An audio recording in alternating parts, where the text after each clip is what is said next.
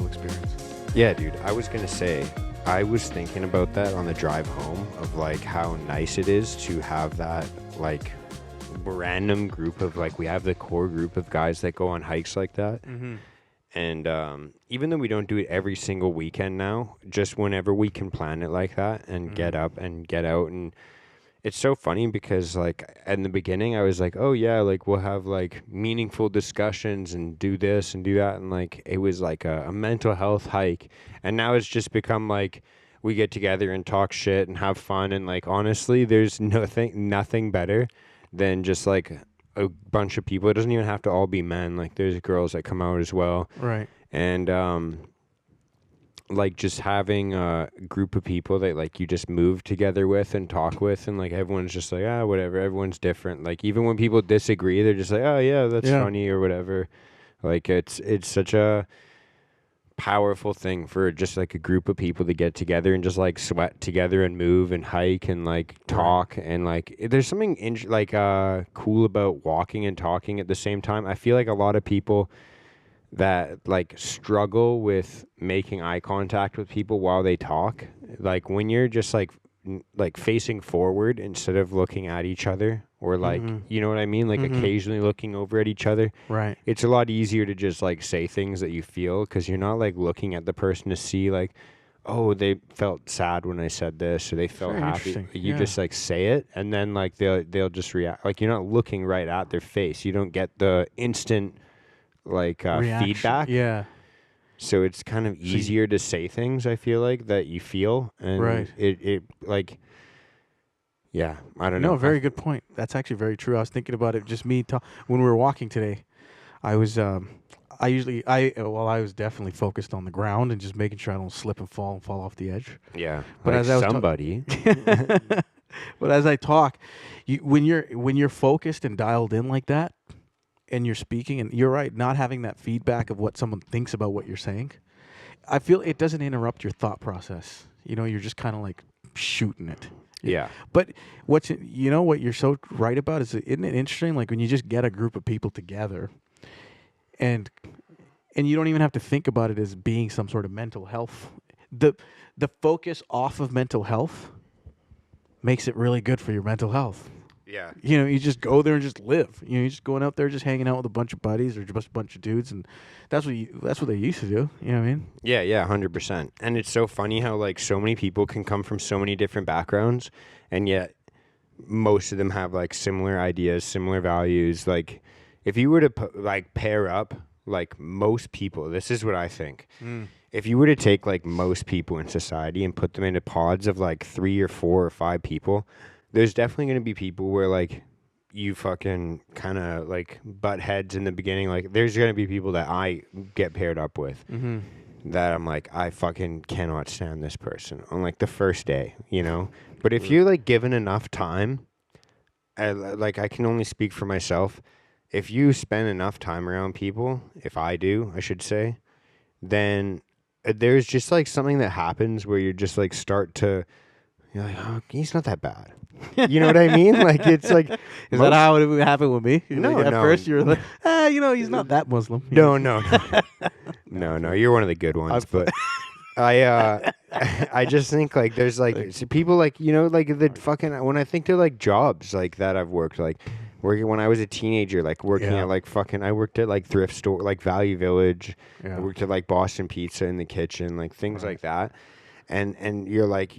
You get, you know, coworkers that you like, fuck, I have to work with that guy. And then like after a couple weeks, like, you know, like maybe the first time you're like in the kitchen or something like that, you know, like there's like people that are like, oh, everybody's probably laughing because everybody's had that moment. Yeah. Like, you know, that person you didn't want to work with. Dude. I just started chuckling because like all these faces went through my head right now, but you can continue. I was like, I know there was like, yeah, there's a lot of jobs, but like imagine, you know, like you work in like the dish pit and like some server or bartender just comes and like throws a bunch of plates and dishes and shit and just like fucking doesn't stack them well or something like that, and you're just like, fuck that guy, dude. What 100%. What an inconsiderate fuck. Fucking like, idiot. Yeah. And then like after a few months, you're like, Oh, I kind of like that guy. Like, I kind of like he's fucking. You hear someone else talk shit, and you're like, Right. oh well, he was busy. Like he fucking. You start to make excuses for them. You're like defending them for, Right. and you're like, oh, like I actually kind of do like that guy. Or like 5 years later, you like leave the job, and you're just like thinking back. You're like, oh, you know, like I actually did like that guy. Yeah. Like, fuck, I was You- kind of a dick to him in this time. Right. You know what's so interesting you're saying that, because I feel like recently I've been coming into balance, like into for my own life or even within myself. One of my good friends and like coach of mine, he always says, he said like every year before the year starts, he told me this a few years ago, and I feel like it actually does work ever since. And every year I just allow before the year ends for the new year, like some sort of word to come through where it kind of becomes the overarching theme. And like this year, just like with everything that was taking place, I just felt like the word that came about was just balance, and that was coming into balance. And it was kind of goes off of some of the things you were saying earlier, like off camera. And when when you're like, you go there and you just, this guy's a dick, but eventually you spend enough time around that person, you come around. I've come to I think what that is just there's something about that person that you probably really judge hard about yourself within. Like, and when you're like that extreme, because I'm a very extreme person, I've come to realize. Not in the white way, like where I do dirt biking and jump off of planes and stuff like that. Like Glue you guys your do. hand to paintings. That's a, For the oil sand. yeah, that's a white thing to do, I think. I don't know if Is that's- that a white thing to do? No, I don't. That's not a white thing. That's I've- more of just a deranged, brainwashed. You don't think like blue-haired, fucking blue, pink, rainbow-haired, fucking. Okay, so that was a white thing, I think, like in the early 2000s and the 90s, because only white people did that Yeah. because they were really expressing them. I don't know, but like now, You don't think of those people though when they're like cementing their feet to the ground to fucking stop Starbucks from serving milk, or like charging up for fucking almond milk, or you don't think of those blue-haired fucking. they do tend to be white. You're Right. right, and female. Yeah. yeah. It's a white person thing to Yeah. do. But And Speaking of privilege too, because most 100%. people have to work. well, they work at Starbucks. Yeah. Well, yeah. Because it's like, I don't really, if I were to schedule in time to, I think, cement my feet to the ground to protest soy milk being upcharged at Starbucks, Right. that would be difficult for me to pencil in like that amount of time, and like just the cleanup of everything and like getting your feet out. Like there's a lot of But, logistics to it. But here's why. This is why you don't do that, because I did work. you- I have a job to go to. and a life to maintain. Yeah, Yes, like that's bills a big, to pay. That's a big aspect of it. Yes, Right. but did you notice your thought process, like trajectory? Like you were already thinking about like what it's going to take and the consequences of your some of the consequences that come through. I don't think these people think about consequences. They're Yeah, just like, no. I am going there because it's just all attention seeking, right? It's an easy way to, like we were saying earlier, like again, off camera, we were talking about this, but it's like an easy way to be like, oh, I'm a good person.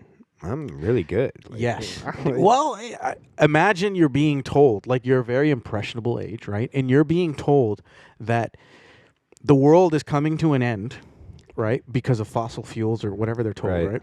Imagine you're being told that. You're very impressionable, you're brand new. And then you come out in the world and you've been told all this stuff. And you're going to be, and the world is coming to an end because of this. Yeah, well, what we are gotta- you going to do? You're just going to be a nobody just walking around.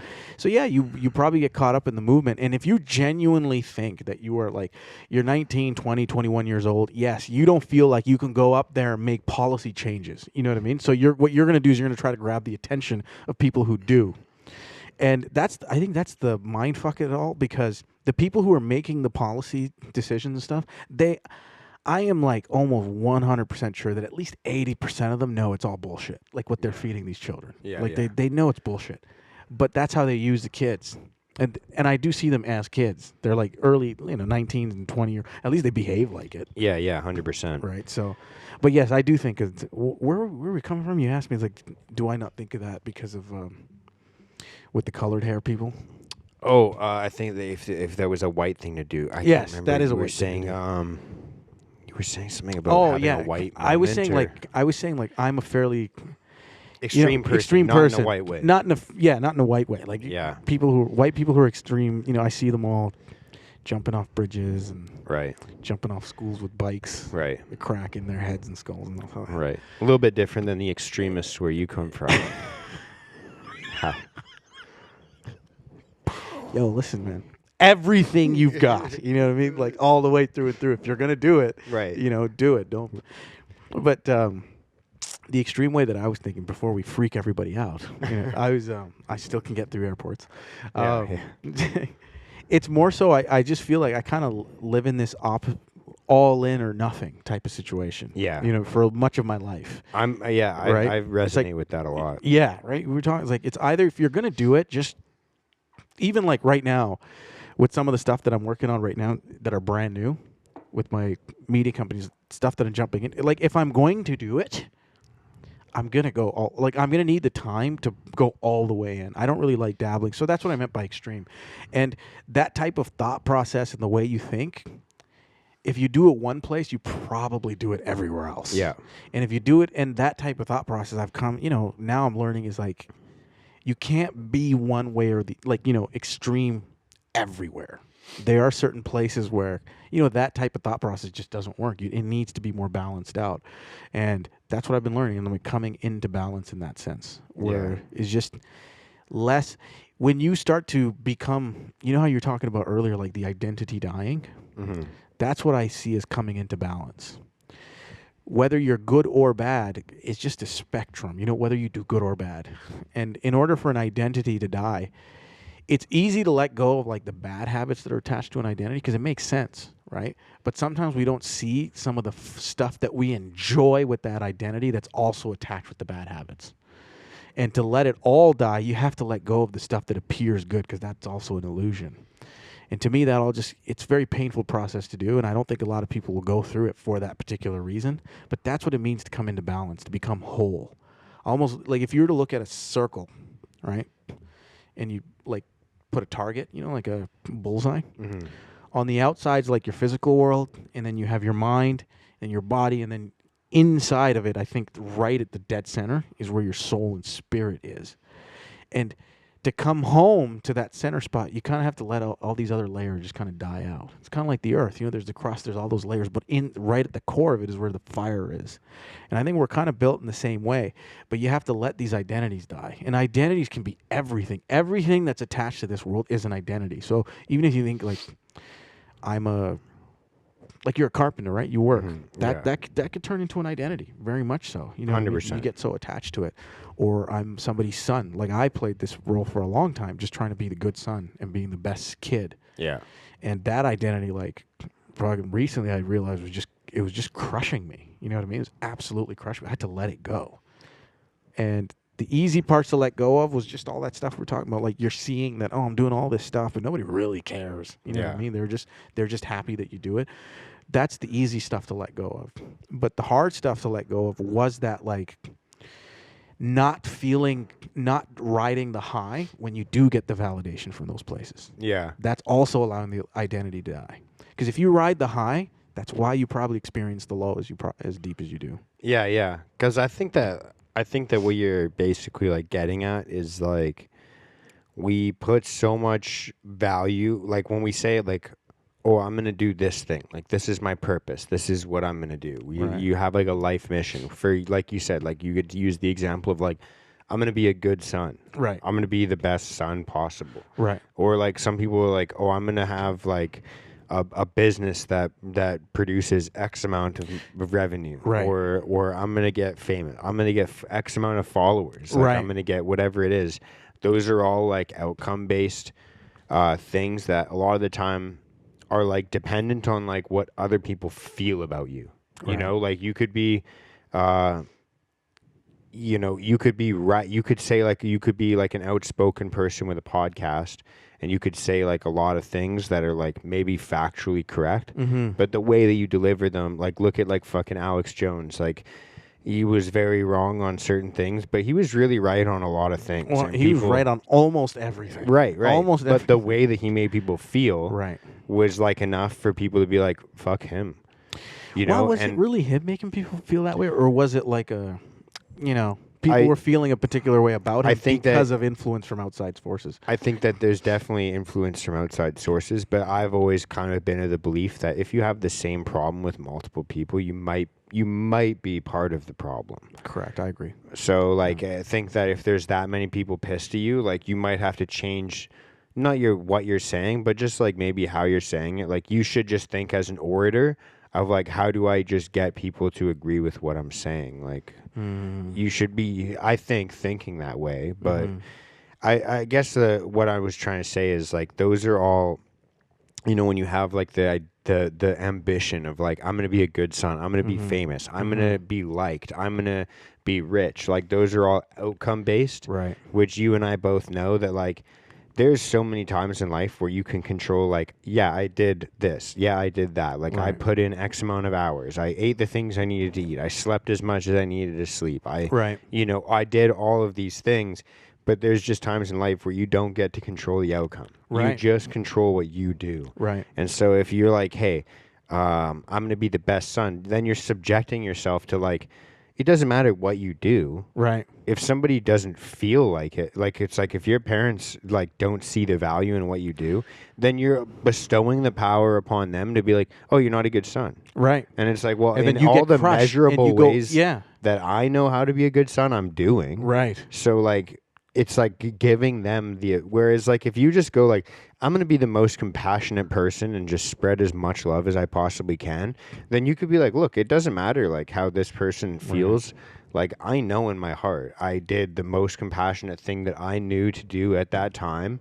And like, that's it. Like I've been like, you know, I think a lot of people right now are struggling with like purpose. And I think that people are struggling with like, I think, you know, I see a lot of people our age that, you know, they don't want to work like blue collar jobs. They don't even really want to work. Like everyone wants to fucking be a TikTok star. Yeah, be a TikTok star or fucking influencer or fucking basically just parasite off society. Right. And they're just trying to think of the best way they can just like make money without doing anything. The least amount of contribution to anything. Right. Yeah. And I think that throughout history, like the people that we celebrate, the people that we like think about or talk about or we're taught about are people that were just like, yo, fuck all of that. I'm going to just like make this one thing that like I feel compelled to make. Right. I'm going to make society better. I'm going to add, I'm going to contribute. Like I'm going to make a beautiful thing that people can look at and be like, whoa, that's cool. Like whether that's a company that solves a problem or fucking architecture that makes people be like, whoa, that's beautiful. Like that inspires me to make things better. Like, yeah, it's kind of like this legacy talk, these things that I hear more often now. Like, you know, a lot of people talking about leaving a legacy. Like, what do you want your legacy to be? As if like, you know, that should be a primary.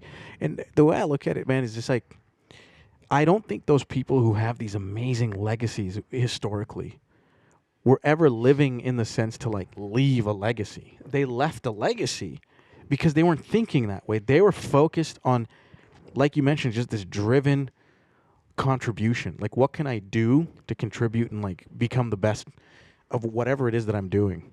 And, and these days, like, there's more value on the word legacy, just leaving something left behind, rather than just kind of like working away and don't think about it. You know what I mean? Like, you think about sports athletes. I don't think Wayne Gretzky, when he got drafted, was thinking like, I'm gonna enter the Hall of Fame and break all these damn records. He just probably just enjoyed playing the sport, loved the game. I'm gonna get fucking points. Yeah, that's all you thought. Tonight, I just want to win. Yeah. And the best way that I can contribute to winning is I can score. I could beautifully be in the right spot at the right time. Right. Yeah. But then there's also defensemen on that team that you and I probably can't name. Yeah. That don't score, but there's a huge, and I think that's the part you're talking about. It's like, I think everybody these days wants to be Gretzky without doing the work so they can leave a legacy. But the difference... Nobody wants to be that defenseman nobody mentions. You know what I mean? Well, I think that the difference is, and again, this is just like, I'm just like painting a picture. I don't actually know like what people's thoughts and intentions are. I'm just saying like the defenseman there is focused on stopping somebody else from doing something. Whereas the Gretzky is just focused on doing the beautiful thing. Well, I mean, they have different roles. Do you get what I'm saying, though? No. Like, so, like, it's like one person is like, hey, I'm going to do this thing. And then the other person is setting a goal. and again, I'm just like painting a picture here, like illustrating like the idea of like the other person is having an outcome based on that person. Like my goal is to stop that person, whereas the other person is just thinking, I'm going to do this thing in the most beautiful way possible. Right. Maybe Is that I'm not understanding maybe in the hockey sense analogy, because the defenseman that I was talking about, like maybe they're on the same team. You know what I Right. mean? You got he can focus on scoring because the guy on defense was focused just on beautifully defending. You know what I mean? right? And like, you know how you're saying like kids, they don't even want to work. And the reason Yeah. why they probably don't want to work No, is full-grown men. Not, yeah. not Well, kids. you're right. Like, full-grown men, it's Full-grown men. embarrassing. Yeah. And they don't want to work or contribute. It's because, but yet they talk about leaving a legacy. It's not to say all, but just like they're focused on this legacy. And people, I think, this is just a collective, I think, thought process. Not to say individuals think like this, but it's like wanting to leave a legacy with the least amount of work left behind. Legacies are only because someone worked their entire life pretty much. You know, Yeah. they lived almost an unreasonable way of living. Yeah. Like you think about all these entrepreneurs, all these warriors, every Live single fast, die young. Like yeah, fucking. like it's just even all the names that you think about, like they had an absolutely outrageous life that was like it was very different. That's why it's a legacy. And you got people that are trying to like live a normal life, not like, you know, everyone talks about passive income these days and spend time with your family, and that's going to be exactly the what I'm talking about. Yeah, Yes. it's like I'm going to leave a Parasites of society. right. It's like okay, you're just going to earn passive income and what? You're just going to stay home and go on the beach and stuff like Well, that. not even just that, but the thing that irks me about it is like what I'm talking about. So like the reason I think this way is, and not to get like preachy or anything like that, but like in the fucking in the Old Testament of the Bible, like it literally like the very beginning of the book just talks about like, you know, God created this and it was good. God created this and it was good. God Right. created this and it was good. You know, He Right. created the heavens, He created the earth, He created the water, He created, you know, the animals, and every single time, like the text says like this was made and it was good. On this day, this was made and it was good. And it also says that we're then made in God's image. And so, like, if God is something that creates good things, then we, in His image, are something that creates good things. That's what drives people to make fucking, you know, advances in medicine or technology, or like to build beautiful architecture, or to make a company that then employs 50, 60 other men and Right. creates value for all of these families and gives them an income to put a roof over their head. Like, no matter what it is, like whether it's like an artistic expression of like physical art, Right. painting or vases or whatever the fuck other people appreciate, or it's like a business, or it's like the road that we drive on. It's somebody like made something beautiful. You know, they made something great, and then we all as a society agree that's worth my money, that's worth my effort, that's worth my time, it's fucking valuable, it's beautiful. You know, like you get something and you appreciate it. Like when you know, like now that I live here, I have a front yard. I want to mow the lawn. I want to, like, you know, Yes. put in my effort because I want it to be beautiful. I want Yes. it to be more beautiful. Right. And I think that people get rewarded. I think whether you believe in a God or whether you believe in a spiritual force, whatever the fuck people believe in, but like you get rewarded when you make beautiful decisions, that make beautiful products, that make beautiful things. Right. And then there's other people that are trying to profit off of other people's beautiful things. And so I think that, like, you know, drop shipping companies and passive income and all of those different things, like Right. those are examples of people Right. being like, hey, instead of making my own service or good or something that I can become better at, whether it's like, some people are just like, you know, like there's no, like that's why people are like, they talk shit about professions, but like you hear about like, dude, you go to a restaurant and you see some fucking old like 67-year-old guy who's just like fucking passionate about making beautiful food, and he brings out the food to you and he sits it down and you can see that he's made a beautiful dish and he's happy that people are enjoying his food and creating an environment that people love going to. And like so many people could look at that person and be like, yo, I don't want to be slaving away in a fucking hot kitchen when I'm 67 years old. But that guy is making beautiful Living his fucking life. He's making something beautiful. Right, right. Like he's making something beautiful. And Right. and there's like people that are trying to just pursue making beautiful things and making their community better and making people feel happy and loved and like fed and comfortable, like all of those Right. things. And then there's other people that are like, I want to bypass that and just try and find a way to be rewarded by not For doing nothing. that. Exactly. And that's the legacy talk I was talking about. You know what I mean? They want to get to that legacy. People like that guy, for example, whoever like this person making food could be like a 7-star, chef, was a Michelin grade chef, like top of the top. Yeah, I'm thinking about like some like old fucking like Italian or like maybe like a Persian like Right. uncle in the back of a fucking restaurant, like in like, regardless, like they probably can make amazing food, and Yeah. at least within that community. and they like love making people food that Right. they enjoy. Right. And the community probably loves him. They probably maybe they even like he's local celebrity or whatnot. Yeah, someone stiffs Right. their bill, you're like, yo, bitch, you fucking pay that shit. This Right, guy yeah, fucking yeah. you robbed this motherfucker. So that guy has that. He has that. Not even, I wouldn't say even reputation. I no, guess people adore it. Like, Yes. people stop and they But like it's- are but like, whoa, this like I'm gonna go out of my way to go to that right. guy. Like, But he didn't get to that point focusing on trying to become that person. no. It was just focused on the food. And you mentioned like people are looking for purpose. It's like I don't think you find your purpose. Like purpose is something that just it's like a beaming light that's constantly flowing. You just need to come and stand on that road, and it uses you. Whatever it is, you know what I mean? Purpose is more so like a force that you need to come in alignment with, and then whatever's in front of you, it will get you to do it exactly the way that it needs to be done. You just need to get out of the way. Yeah. And getting out of the way is like, again, it's those identities. I think, like for example, we're talking about the identity of being a good son. It's not to say that focusing on those things is a bad thing. We live on Earth. You know what I mean? You're going to have earthly identities. It's important. But allowing it to die, I think, is the difference I look at is like identities have either standards or expectations.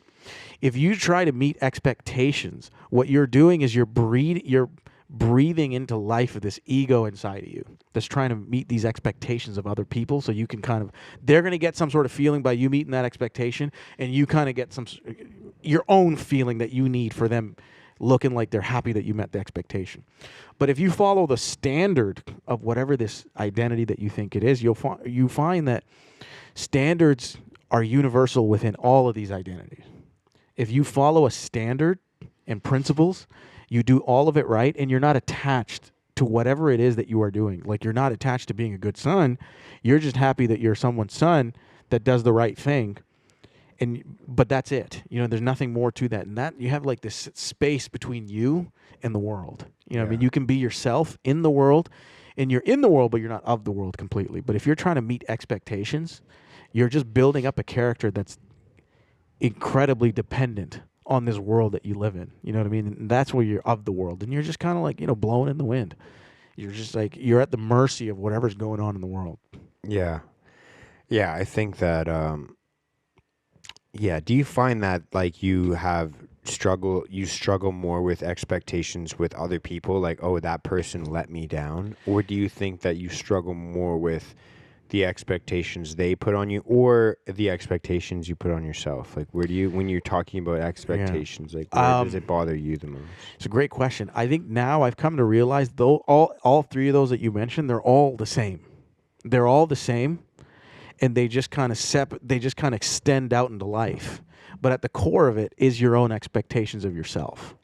And then because you have these you probably have these unconscious expectations of yourself.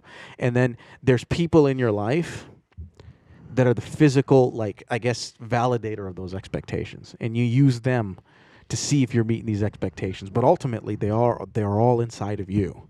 And every time you hit it and don't hit it, that inside of you is kind of speaking it, and then it just breathes out in the world. For example, like, let's say you're my brother, and I have you have expectations of me, and you're my older brother, and,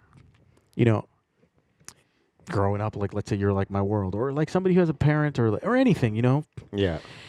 If you have certain expectations of me, and I, in a way, I guess, idolize, or like I want to earn that respect of you, then I'm going to want to meet these expectations. But ultimately, these expectations are inside of me as much as they're things that you look at. You know what I mean?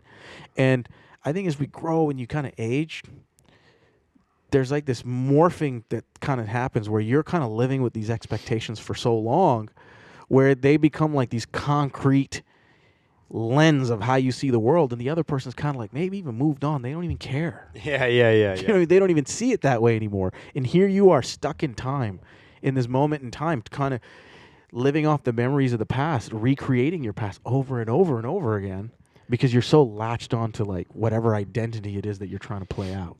Yeah. And on some level, man, everybody's got them. Everybody has these identities, whether you want to be the good husband, good wife, good coworker, good employee, good like basketball player or whatever. And it's not to say that becoming these things are not important. We all live together. You should aim to be a decent human being. You know what I mean? Treat people well, be a good wife, be a good husband, treat your kids well. What I'm ultimately saying is that cannot be who you become. You know what I mean? Like, because if that becomes who you are, then you are essentially the tool versus your life. You have no tools in life. You are the tool. Everybody's using you. The world is essentially making use of you. And you don't want to be that. You don't want to be of the world. You just want to be in it, but of yourself. Right. And to be of yourself, you've got to let the identities drop. You've got to stop riding the highs so you don't feel the lows. And you got to understand that everything that you're experiencing is just expectations of yourself. And then you can start to drop the expectations that you have of other people. You know what I mean? And because we're all entangled in that sense. Yeah, we've had like similar discussions to this before, and I think that I just thought of it in a different way. Like as you were saying that, I kind of realized like what you do becomes your identity. And then if that's the case, then your value becomes what you do, because that's your identity. Right. So like if I'm telling myself, oh, I'm a carpenter, so I have to be a good carpenter. Right. And then say I chop my fingers off. Right. I lose an arm. Right. I lose the ability somehow to do my job physically or mentally or whatever it is. Right.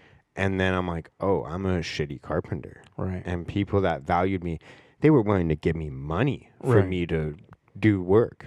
And now I can't do that work. And so like, am I less than I was? Right. You know, like you go down that path of like what I did became my identity. Right. And then that was like as an illusion, that was my value. Illusion is such the correct word. But you'll notice like it stretches out. They're all connected with each other. You know what I mean? Let's say, like, for example, for men, this is a big one, like being a provider, right? I know money, we were talking about like money and becoming, that was a huge thing for me. Becoming financially well off, much of it was rooted because of my upbringing, the way we grew up. But if money becomes, you know, the thing that you're so like I want to be a provider, that's going to extend out to, that's where like the seed of that identity is planted, and it's going to grow into, and like, that's how I become a carpenter, because I'm so identified with providing and making as much money as I want. Becoming a carpenter is going to be, that identity to be just as strong because the seed here is so rooted. You know what I mean? It's like you've built out an identity here and just roots, and it goes deeper and deeper, and like, and that's why it's so hard to let go, because there's layers to it where it all was sprouted out from. And you just got to go deeper and deeper within yourself, all the way to the point where you let go of the most, you know, deeply rooted understanding that you have of yourself. You even got to let that one go. You know what I mean? I've had to like do this on myself, not have to, just to free myself like of this stuff where like the most deeply I'm like, what is it that I just feel like at the very core of my entire existence, where I'm just like, you know, like if I had to drop this belief of myself, like your entire world gets flipped upside down. I think it's a good exercise for everyone to do, where it's like, who the hell am I ultimately? And that's I don't know exactly where this came from, but that's what I was talking about, the carpenter, in terms of like where you kind of get that I want to be a good carpenter. That goodness of trying to do the job good, probably even it comes out from wherever that first seed for you grew out. Mostly for men, it's like, I want to be a provider. I want to make sure that I can, you know, make money. Yeah. And make money could become from the fact that you probably wanted to be respected. You know what I mean? Well, I know from like in my own, there's a lot of, it's kind of layered. And like you said, there's a lot of different like roots that go into it. But I think for me, part of it was like, I saw growing up, because I do what my dad does. Right. You know, and I saw growing up that like when shit needed to be fixed around the house, like he's like, oh yeah, I'll just do it. Right.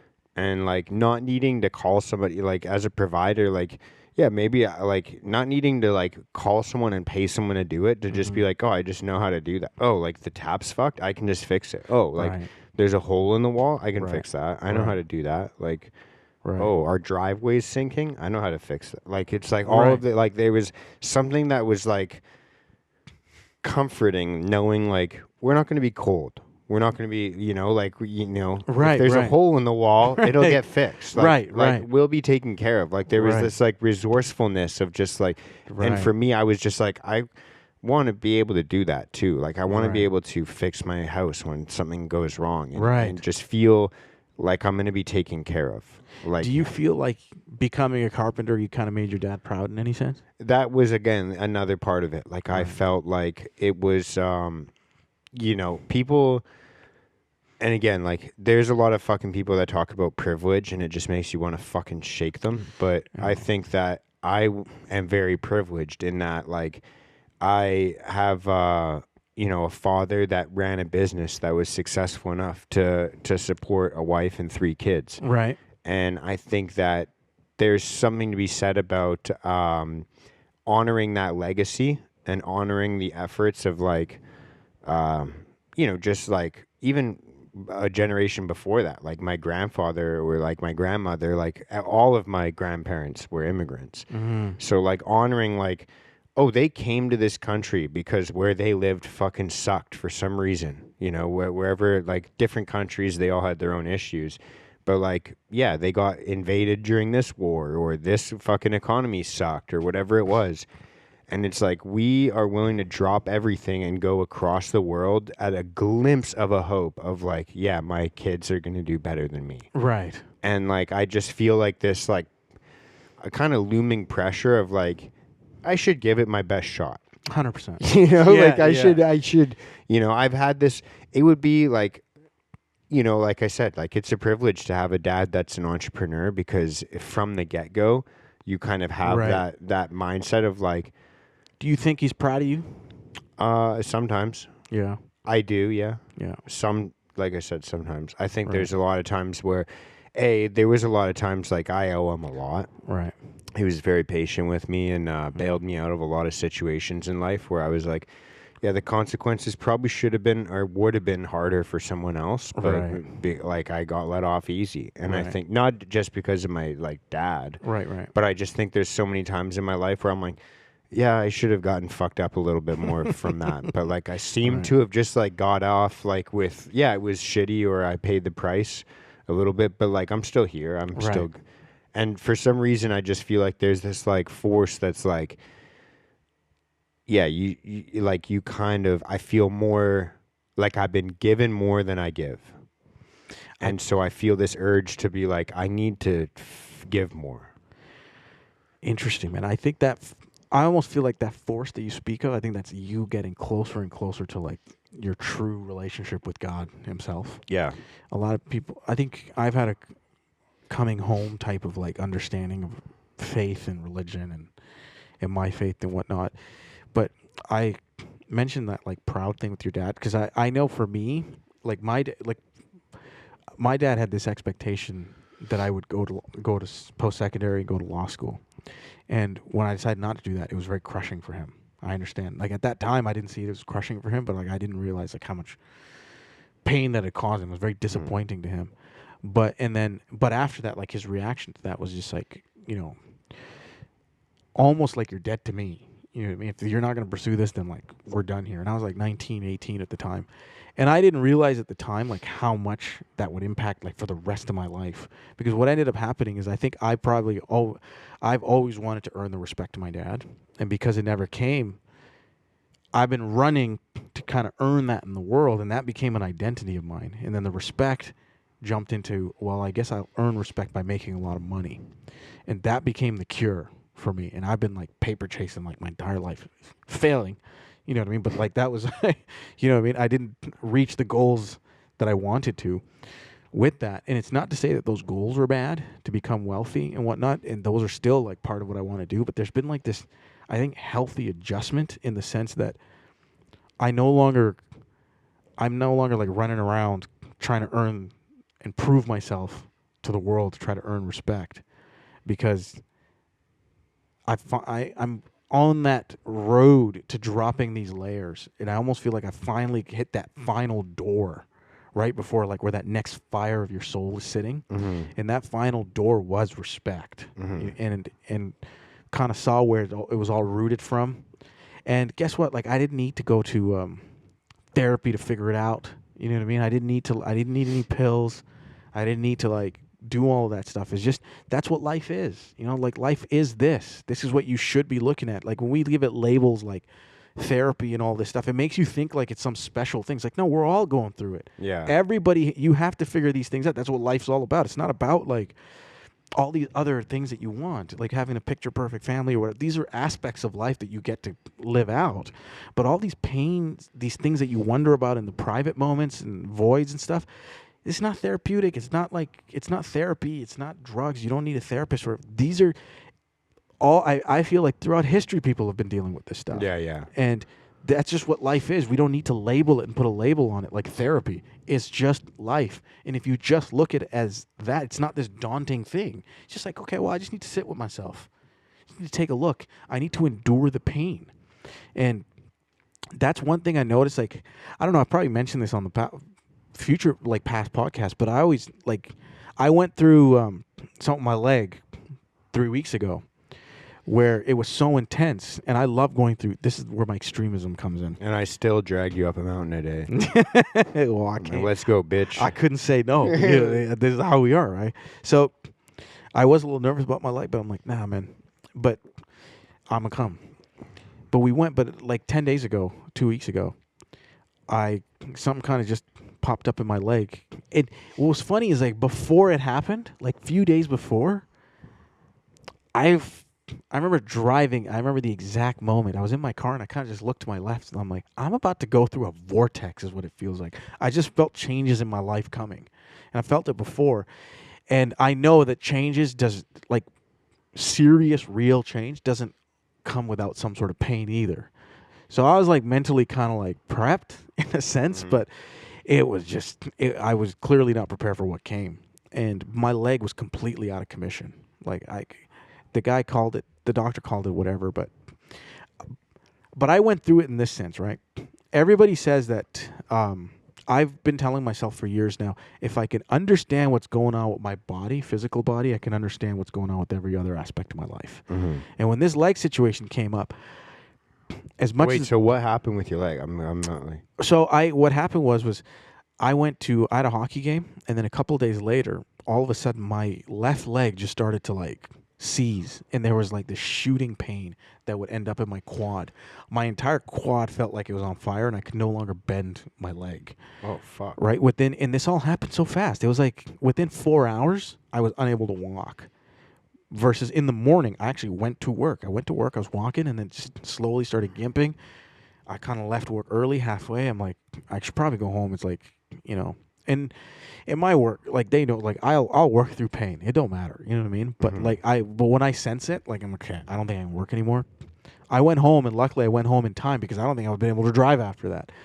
And I tried to, like, sleep it off. By the time I woke up in the morning, I had not felt this type of excruciating pain in my life before. Like, I was just, like, sweating, because nothing I could do, no positioning could adjust the pain. It was just constant. So I called up my sister. I'm like, I probably need to go see the hospital. And, oh, man. Actually, could we have a segment where we just rant on the hospital system for a second? The healthcare in Canada? Yes. Yeah. Oh, my God. If you got people listening outside of Canada, I just want to tell you, a lot of people, like, we kind of brag about our healthcare system here a little bit. Universal healthcare. We have free. But it is garbage, man. It's garbage. Yeah. It's the most expensive healthcare system in the world. With the amount of money that we put into it, like GDP versus how much money goes into healthcare, and the service that you get in return, absolute garbage. We're talking about on the hike today. Yeah. So I go into Robo Columbia, whatever. They kind of tell me what's going on, but I went back home and I had to, like, wait it out. And I had to wait. I sat on my couch in excruciating pain for about 6 to 7 days, about 6 days straight. And I couldn't move. I was sitting there for like 22 hours a day. And I would just get up here and there for like a shower and because I had to walk through the pain, go stand up, and go eat something. In that time that I was sitting there, though, like what was going on with my leg, because I've had this like philosophy of if I can understand myself, like I just felt like I kind of figured out my life in like 8 days. I went through like 8 months worth of wisdom in a short period of time. But the only reason I went through is because I didn't run from the pain. The doctor gave me a bunch of heroin to like deal with the pain. Yeah. You know? And I'd say, like, I'm proud to say, like, I didn't really take much of Street it. heroin, just like black tar heroin. Yeah, no, I'm playing. Hydro. He's something. like, so get a spoon. Anyways, It comes with a pipe. yeah. So anyways, Yeah. They gave me some pills, but I can honestly say, like, I don't know if I should be proud about it, but like, I just knew I'm like, I took one or two one of the nights just so I can get some sleep because I wasn't sleeping at all. And I was just- yeah. So I went and got some sleep one night for a few hours because it does kind of knock you out. But I'm like, I'm going through this for a reason. If I take all these painkillers, like, I'm not gonna get what it is that I'm like going through. You know what I mean? Mm-hmm. And if I take all these painkillers, the pain gets numbed out. And I know for a fact, like, nothing's really fixed. I'm just, like, cutting out the signal. Well, guess what? I've probably been doing that with other aspects of my life. 100%. You know what I mean? Yeah. And, We all do. Right? Yeah. And that's why I like running towards my pain. And one of the and I've been going through a lot of this stuff mentally and emotionally in the last 10 months is just what's been happening in my life. And I just started to run through it up until like right before this period of my leg came up. I could feel myself I was just like done with it. I was taking like emotional and mental painkillers. Yeah. And I'm like, I just want to deal with it right now. Yeah. I mean, that is the entire way that our society is set up right now. Right. It's so inhuman because it is just so geared towards distraction and being away from what you're doing and right here and right now and this conversation right here, because both of us, in the back of our heads are so distractible thinking about like, oh, well, I have to do this weekend before work on Monday. I have to take care of this and I have to take care of that. And it'd be nice to be able to fucking maybe watch this show or play this video game or fucking do this and do that. And like all of those things, like, some people, like we were talking about on the hike as well. Like last night, I'm like, oh, I'm going to go, like we have the hike in the morning. I'm going to go to bed early. And then I think like, oh, should I fold my laundry right now? And I'm like, no, and I'm like, oh, maybe I should edit that podcast episode. And I'm like, you know what? I should just like get to bed. And then all of a sudden, like an hour and a half later, I'm just watching jujitsu videos on my phone. Like, and it's like we forego a lot of things that we're supposed to be taking care of, and we think of all these excuses. And like I've always said, like you are your own best salesman. Like you are not only like the best person to sell the bullshit that you have, but you're also like the best buyer of your own bullshit. Right. So you're like top salesman crushing it. But you're also the number one customer. Yeah, exactly. But you're also the number one customer. Like yeah. you are your own easiest demographic to sell to. Right. Because you know your own weakness. You buy your own bullshit. Yes, yeah, exactly. And so like it's so easy for us to like go away from the pain point to be like if you have a podcast or a company and you're like, hey, I have to post these things or I have to do this. And then you like open up your social media to make your posts. And then all of a sudden you see like my algorithm's pretty fucking weird. But for me, I get things, like fucking dysmorphin, fucking like people with weird bodies and fucking, like, or like a lot of fucking accidents. Like I get a lot of like kind of porn skateboarding. No, I don't watch fucking porn, dude. I've been on these tirades before. I know. But no, but like I get like a lot of like injuries. Right. I get a lot of like car accidents. I get a lot of like workplace accidents. I get a lot of like jujitsu injuries, like skateboarding injuries. Like I am the worst person for that shit. I have like all like I'm sure I've sent you some weird fucking things, but like I like sending those fucking videos. Like my algorithm is always people like breaking their legs or fucking like like dislocating their fucking hips or holy shit. Like I had a video the other day and it was like it's literally this guy sitting there with a fucking pair of pliers and he looks at the camera and he goes, I'm gonna show you how to do an extraction redneck style. And he grabs his own tooth with the pliers and just fucking tears it out. And he just stares at the camera and he's just bleeding out of his mouth. my God. And I'm like, yo, my algorithm has peaked. Like, it's literally, dude, why would I fucking read a book? Why would I do paperwork? Why would I fucking look at my bills when I can watch that, dude? I can watch street fights. I can watch people falling off buildings. You know, like I can see things that make me like, you know, like, and again, I'm making a bit of a hyperbole about it, but it's like, yeah, like why fucking deal with any fucking bullshit? Like why fucking go and apologize to my girlfriend for fucking kind of being a dick earlier when I can just fucking watch videos that make me laugh? Well, ultimately, I mean, let me ask you this, right? Did we do this last time? Maybe not. But let me, if I were to come to you and ask you, like, hey, who are you? How would you answer that? Yeah. We did. We did that, yeah, right? But I get what you, Yeah, certain people have like a certain level of understanding, right? But who you really are, I've come to really understand that you can't really use words. Ultimately, who you really are is your thoughts, behaviors from the time, and, you know, actions and feelings from the time that you open your eyes to the time that you close them.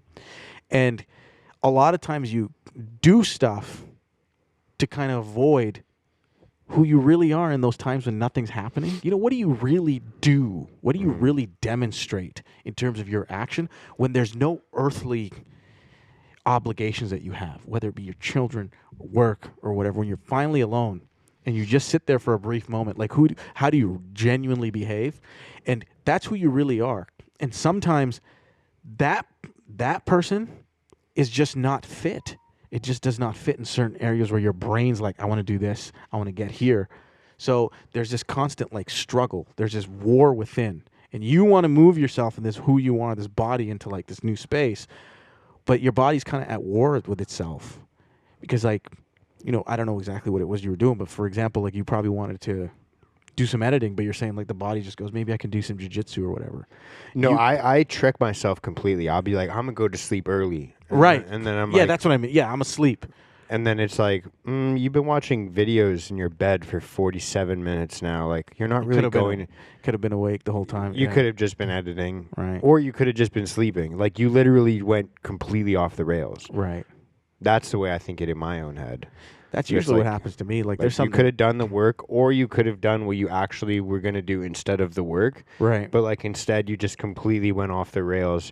And you just watch videos like you're just a consumer instead of. That's the war with the mind, man. It's just the mind, because you are not your mind. You're not your brain. You know what I mean? Your brain is connected to who you are. Your brain, I think, connects you to the world. Like it's your entry to the world. Like all your sensory. All that information is collected in the brain and sent to the heart. Like this is the experience this person's having. Yeah. That you're in there. You're like in the heart. But if you cannot free your mind, because you can't control your mind. It's always going to be out of control. Yeah. You have to free your mind. You have to free yourself from your mind, because all your identities are in your mind, right? And you have to let yourself die within your brain. So then your brain becomes the tool that you utilize to live your life versus you being the tool that's utilized by your brain taking you wherever it is, all right? And that's with a lot of the group stuff. You know, I feel like people's brains, they are the tool the brain is using. And they don't necessarily have this sense of self, like where they just want to be involved in this group nonsense. Kind of like the climate change people that we're talking about. Yeah. I saw this, do you ever troll on like on the gram a little bit with the comments?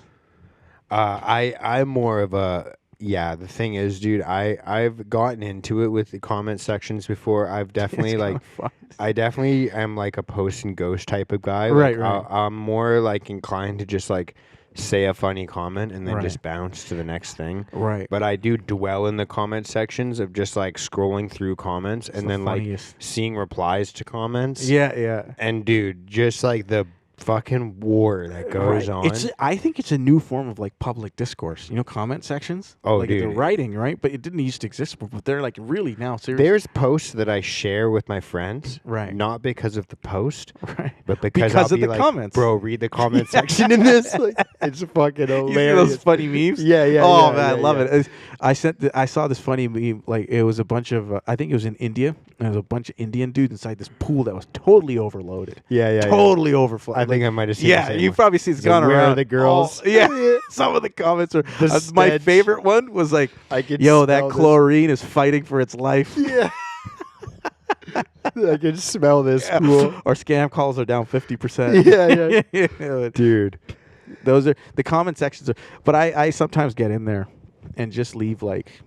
Because I know it's going to piss people off. You know what I Yeah. mean? I like to go on that female lead page. I follow it. It just leaves the comments there. Female lead? Yeah. It's this page. It's this feminist page for like with 3 million people follow or whatever. And some of the stuff I see on there, it's so funny. Like, you know, I think you need that contrasting. This is why I think we as humans are made the way we are. I think you believe like we live in a duality. Sure. Yeah. Like you exist in a dualism, like in the sense there's like this dark and light within you. I'm more of a spectrum guy, but yeah.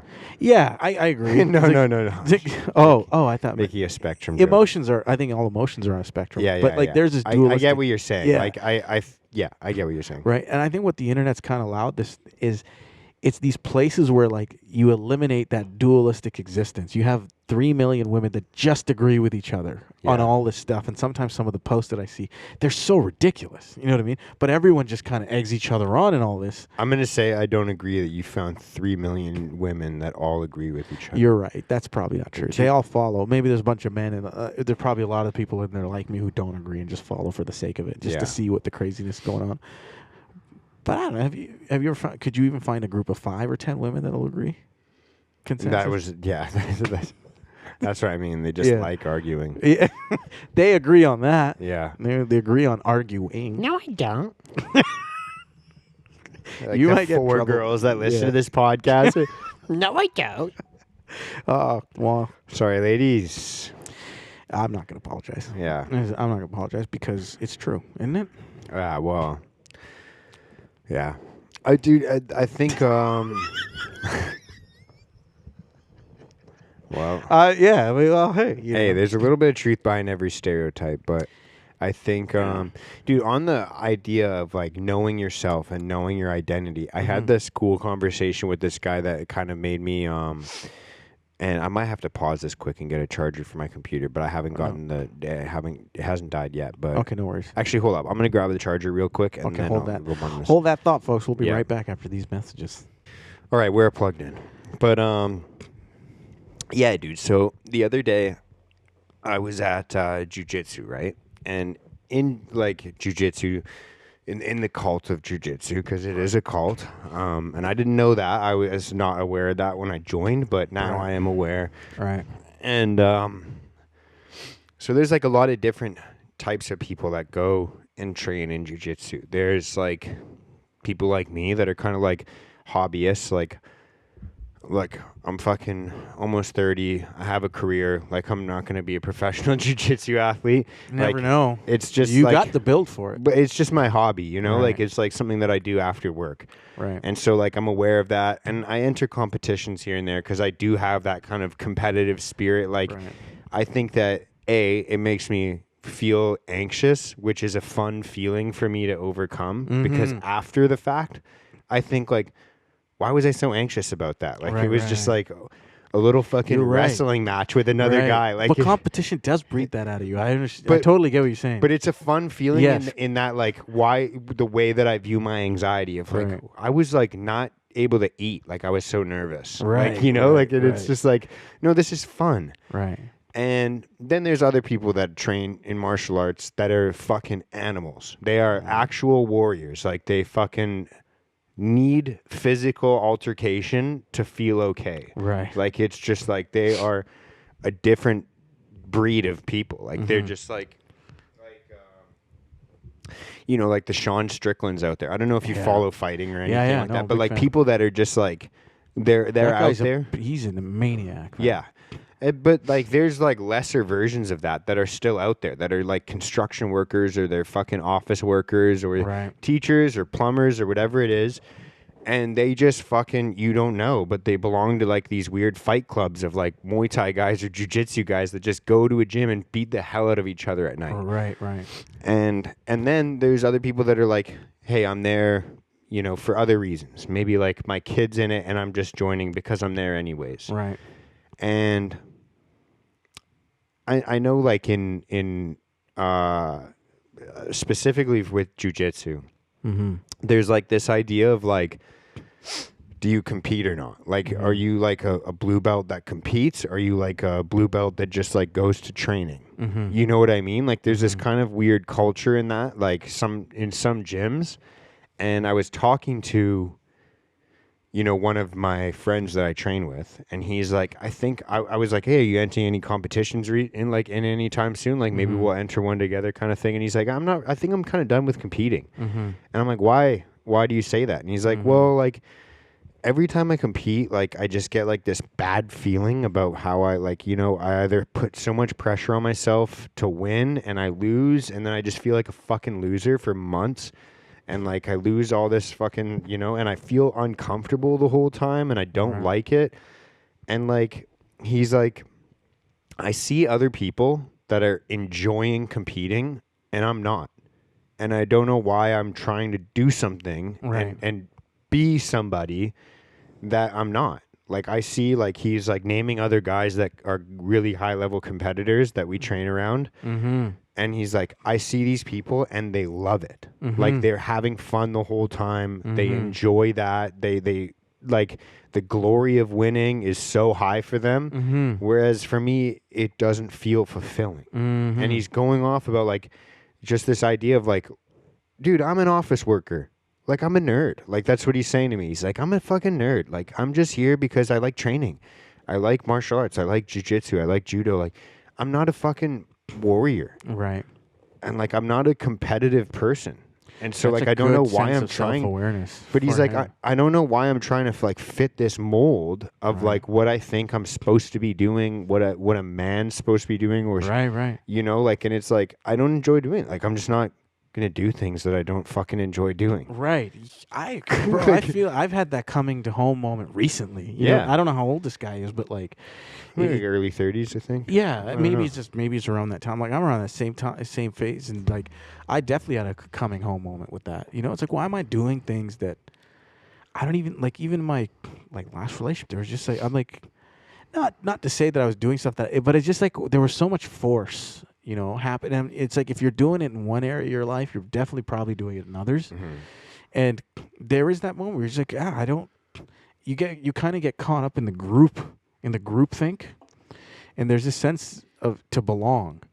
And I don't know about you. I feel like you're definitely there because we're very similar in this sense. But like, I know I am not a group think type of person. Like, in a group, I think it's important for community and all that stuff. You know how we go out, but like, you need to remain yourself when you go into a group.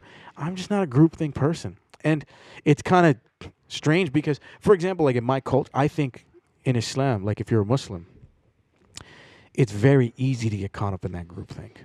Because that culture, especially today, I hate to say it, but like, I almost feel like it's kind of been taken over and being utilized. Like the whole BLM movement was utilizing the black community. Yeah. You know what I mean? Like the way that it's happening right now. Well, Islam, I feel like in movies growing up was always portrayed as like, dude goes to jail, finds Islam, becomes a brother, and like, it's always like a transitionary, like to symbolize becoming a good person, or it's the exact opposite. Like that's kind of the way I've always. Like, you're right. I think before 9/11, that's what you saw in movies. Like, that's what everyone remembers. Like Mike Tyson going to jail and coming out. Yeah, exactly. Right. And that was true because I think at that time it made sense because what you're finding is these people. Mike Tyson's a good example because it was. Was it Muhammad Ali? Muhammad Ali was also part of that, like the boxers that went through it. Yeah. But they also had an influence with the Nation of Islam, happening. But like, ultimately, what's happening is just making jokes. People relax. Don't worry, that'll be fine. It's like there's these. I got you. You I got have a Muslim friend, guys. You don't understand. say what you want now. It's like, but like, what was happening there is you have these people like these boxers who have this entire persona in this world around them that's so chaotic, right? Like Mike Tyson's world just drove him to insanity. And if you listen to some of his interviews, he said like his best thing could have happened and was go to jail, and because you're finally isolated physically. You know what I mean? You're finally physically isolated, and I think coming to God and becoming spiritual, that happens to a man spiritually and mentally. You don't necessarily need to go to jail to do it. Yeah. But for someone like Mike Tyson, Or go to the wrong God. well, I mean, you guys thought your God was well, we don't think our God was a man, but Yeah. pew pew. Shots fired. Like, but that happened to Mike Tyson. You know what I mean? He goes in there, he gets isolated from the world, and you finally, you have this like quiet moment to yourself, and you come out of it, and you're like, okay, I'm a Muslim. I don't think that's how it is anymore. Yeah. You know what I mean? Like you have this moment, you walk into it. You have this. Now it's more so Not like enough planes to crash. Not everyone can do it. But I do find like there's this thing where like there's like this pride almost where Muslims kind of are proud to say it's like, oh, it's the fastest growing religion in the world. And it's like that's a good thing if it's growing organically in the sense that where it's not like this groupthink where people are just feeling like they're part of something now. And there's that individualism that's kind of taken from it because as Muslim you believe that when you die, when God kind of takes a look at you and only God can judge you, he's only going to be judging you. Yeah. Isolated from the entire everything. You can't be like, well, I was part of that group. None of that. And most people, like, they don't even have this sense of individualism. You know, who am I? Like, how do I come? It's just all group. And it's not just to say it's Islam. Like, there's this religious aspect that's going around. You saw it with the Black Lives Matter, how quickly people got riled up into that. Or Christianity, I think, has a lot of it, too. Where people just feel like they're part of a group. And that fills the void. Dude, yeah. I mean, even within Christianity, like there's different like what are they called? Denominations. Denomination sects. So like there's like the Protestant, there's the Catholics, there's the fucking evangelical, Right. There's the fucking Jehovah's Witnesses. Right. There's the fucking there's all these different saw the Mormons or like fucking and there's all these different. Oh, you don't do this? Right. Oh, your church does that? Oh, you're fucking. Is it not like? Don't you find it funny when you see people going around like? What do you think of people that you see? You know those guys that you see them downtown or like they're walking around with a sign saying Jesus needs to save you, or like and they're handing out pamphlets encouraging people to like find God before Jesus comes. Like, what do you think about that? People that are doing that. Well, I think that again, like I kind of. There's parts of it that I can get behind and understand. Like I think that it's fucking annoying at the SkyTrain station. I remember when I used to use public transportation, I would try and maybe put my headphone in. Right. You just kind of walk I'd by. be like, or maybe pretend I'm in a hurry and run by, or just show them your cross. But like, I'm already there, bro. I'm on your team. Or just like maybe threaten them, or I don't know. But no, I just think so. Like I think that there's like this. Again, there's like the duality of it. There's this idea of like, if you think that, everyone's running off a cliff and you're the only person that realizes that everyone's running in the wrong direction, you kind of have a duty to be like, hey, slow your roll. Like we should maybe think about the way that society's going. Like, maybe you need to be saved spiritually, and this is the way that I believe is the right way to do it. Like I kind of get behind that idea of like sometimes you do have to say the uncomfortable thing and be the person that, so I think that maybe they think that they're doing that. I see. But and it might be uncomfortable enough, and they might be like, oh, well, as long as I can get someone to look into it, as long as I can get someone to just like Google what I'm talking about, right? Whatever they think their intention is.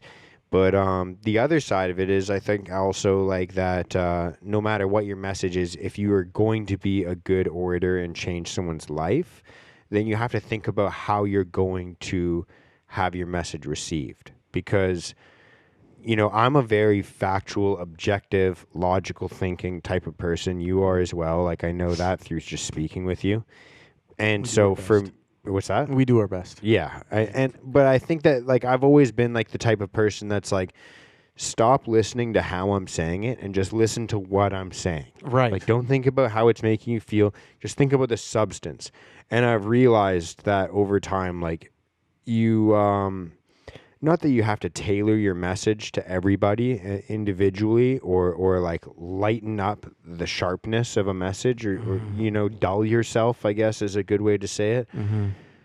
But you have to make yourself palatable so that people don't spit you out right away. Like, at least let them chew your fucking idea and think about it. And like, Right, okay, right. like, you know, you say it in a way that's like, how am I going to, and like, that's why I say things like when I'm talking to people that like, you know, I've never like spoken about these things with before. Like, I believe in God. I like go to a Christian church. I read the Bible, that kind of, you know, but I don't always say like, Jesus Christ is the way. Right.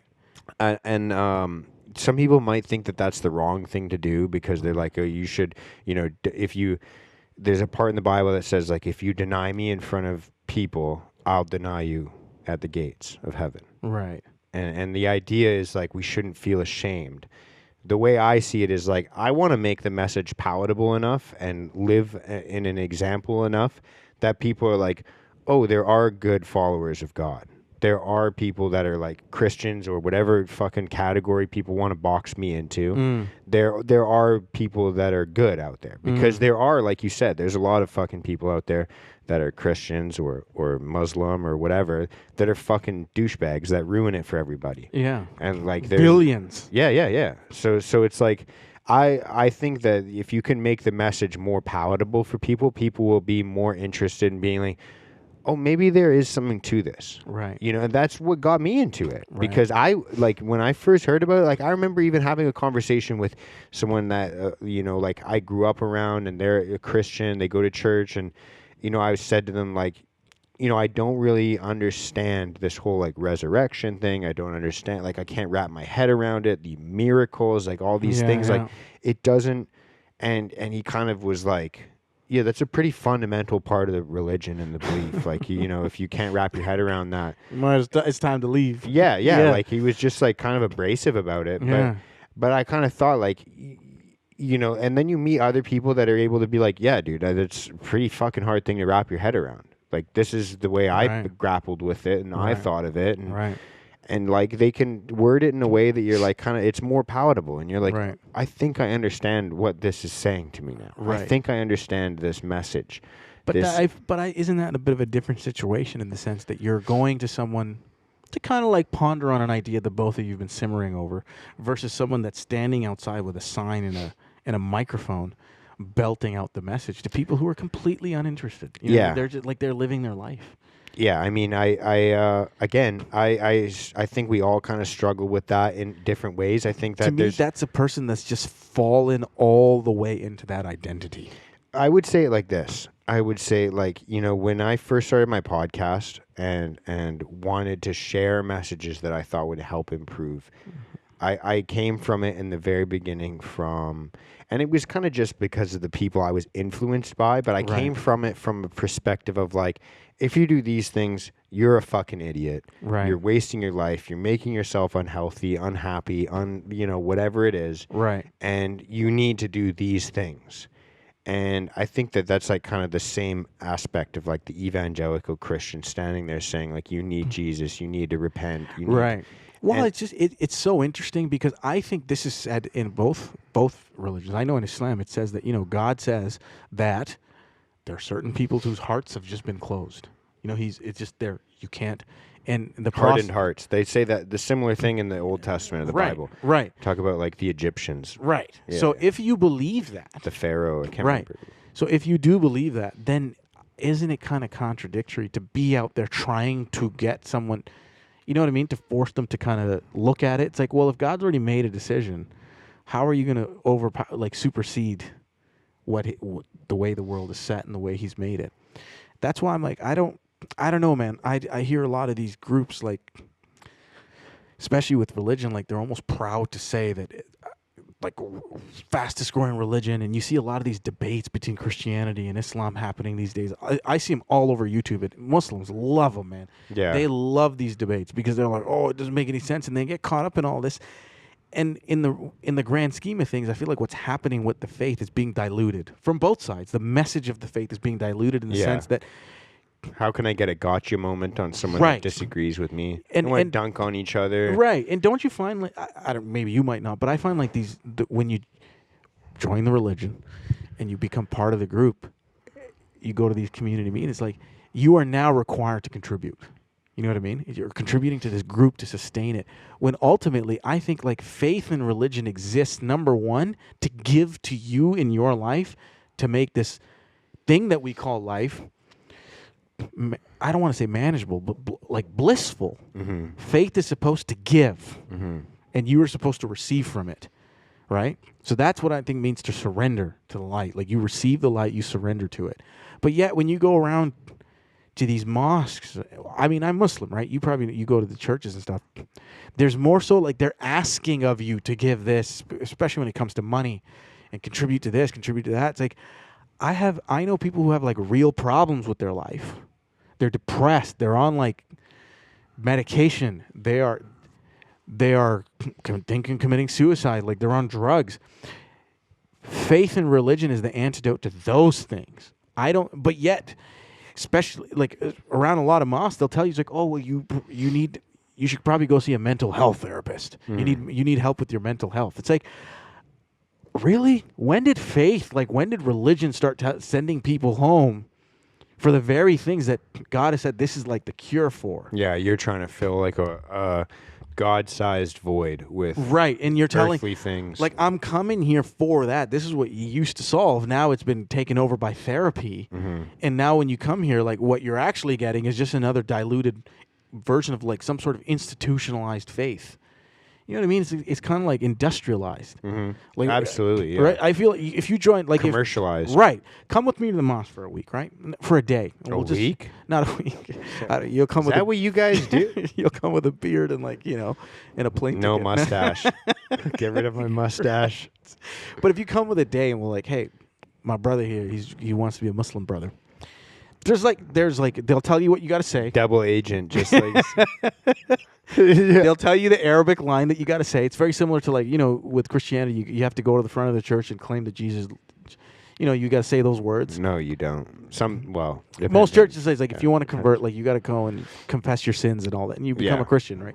Islam But you has a get- similar process. Like you say it very quickly. It's like one line in Arabic, and all you're saying is like what they're saying is as soon as you say there's no God but God, and the Prophet Muhammad, peace be upon him, is his only messenger, you are now a Muslim. Like, Right. that's it. Right. You are now like welcome. I And won't they'll say it, just so you know. Don't I'll- worry, guys. I could, I like- will eventually. No, I'm kidding. But like when you say it, like there's this whole like get started package. Here's the prayers. You got to do this. It's like you're joining some sort of club. You know what I mean? Like there's or like an orientation that takes place and it's become completely institutionalized. And I have like, I follow the faith. I have a spiritual like leader that I think it's important. You should listen to people that understand the faith. Right. Like I have a spiritual leader that I follow that I don't think is like this weird group thing that's going on with the faith. Is it Jesse Lee Peterson? No, not all the way through, but he's actually been I have listened to a lot of his church sessions. Yeah, yeah. And it's helped me out a lot in terms Yeah. of practically dealing with life. All jokes aside, actually. Yeah, yeah. Like, Do you know? Are you familiar with the bishop, Marmari Emmanuel? The guy that got Yes, stabbed I've in the listened. face? Yes, man, that was strange too. I've listened to his stuff, and I like a lot of what he says too. Yeah. And He's got really unique perspectives. 100%. And there are very few like individuals like that was scattered around in the faiths, like what some of the Muslims, and not a lot of people know about them. But you'll notice their messaging is very similar. Yeah, I Versus- mean, he's like a complete he's like Eastern Orthodox, or even I think they call it Oriental Orthodox. I don't think you're supposed to use that word anymore. Right. In I try not to. Vancouver here, but I Right. think that's actually like what Yeah. it's called, like Oriental Orthodox or Eastern Orthodox or Right. something like that. But I try not to get caught up in those titles because I feel like when I do, I am almost not allowed to like absorb what they're saying because it goes against my title. Yeah, For I me- didn't even understand it. I'm a Protestant, so we don't really have like the whole like idea of like like we don't have the whole like Catholic confessionary thing. Mhm, We don't mhm. have like bishops. Mm-hmm. We don't worship the Pope. Right. Like we worship God. God. Right. So like, Right. so it's But but that's another thing where like again between Christianity, there's all these different denominations that are kind of like poking fun at each other. Like I think all religions have these middlemen that try to come between you and the source yeah, and the light, yeah, and they hijack it. You know, like you've seen Christian, the whole, the prosperity gospel. You've probably seen some of that stuff. It's crazy, but that exists everywhere. But between you and God, like that's a process. Like you are right. Like, I've listened to some of the Jesse Lee stuff, not some, a lot. But if I came in with this attitude that, oh, he's a Christian, you know what I mean, or if I'm like, he's too black, whatever, I'm going to lose the substance of what he's talking about if I Right. come in with that lens. yeah. And it was, I don't know how it happened, whatever. Like I've never been like that. Like I've never. But if someone's saying something and it has substance to me, and it's speaking to my heart and in a sense of light, like I can look past all that other stuff. Of course. You know what I mean? Yeah, yeah. But I know a lot of people can't. They're just like, oh, he's Christian. Sorry, I'm not going to listen to that. You know what I mean? It doesn't make any sense. It Yeah. goes against Islam, and you're going to go to hell and all that stuff. And there's Christians probably like, they wouldn't even listen to a Muslim whatsoever. Yeah. And those are the people that I think you Stay get caught. alive. Yeah. Just, Oh no, sorry. Anyways, You're good. You're good. I'm sure like if there's people listening, the Muslim fans are probably like, yo, you got to get him, man. He's crushing you right now. no. I think they're laughing Yeah, or hopefully. But or exploding. With Anyway, laugh- that's with the last laughter. one. Yeah, that's the last one. No, That's the it's last one. No, Right. but you guys smell like wet dogs. yeah. Or wet chickens. Yeah. Sorry. It's what they said in Roots. In what? In Roots. You ever watch that? No. You haven't seen Kunta Kinte? What are you saying? You never, eh? Oh, you're white. No, I'm kidding. No, I am. Believe it or not. The Roots show in the 90s. Like, are you talking about the band? No, I'm talking about the show during the 90s that like totally gave the whole outlook on slavery or whatever. It became so popular. Not interesting. Okay, do you know? No, I'm just. Do you remember Reading Rainbow? Yes. Okay, remember that guy who hosted that show? Yes. Yeah, he was Kunta Kinte in Roots. Okay. Yeah, you should watch. He was the main character. I just saw. There's like dude. this iconic scene where like his slave master's whipping the shit out of him, Oh. and he's like, say Toby," and he's like, "Kunta Kinte," and he's like, "Your name is Toby," and he's like, "Kunta Kinte," and he's about to die, and he keeps on freaking whipping him until he finally submits to calling himself Toby. Wow. Yeah, I don't know if that's a true story, but like I mean, it's a pretty. probably Yeah. one of your ancestors. Yeah. No shit. What do you think of reparations? Do you think you owe me reparations? No. Or black people? No? You don't think you should pay for the sins of your No. ancestors? Well.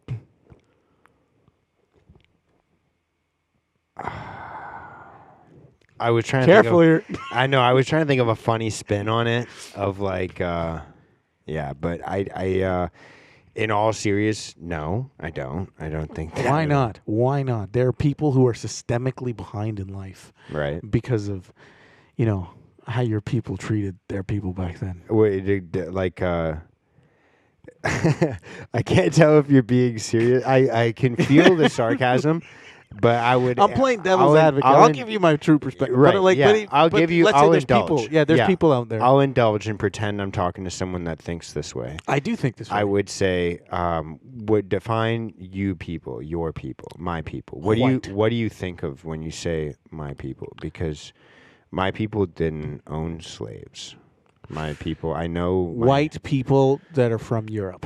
Yeah, that the ones like my grandparents that had to flee the Nazi invasions that were coming in, and they were taking over the businesses, saying like, unless you put on a swastika on the front of your door, Right, you can't right. run a business.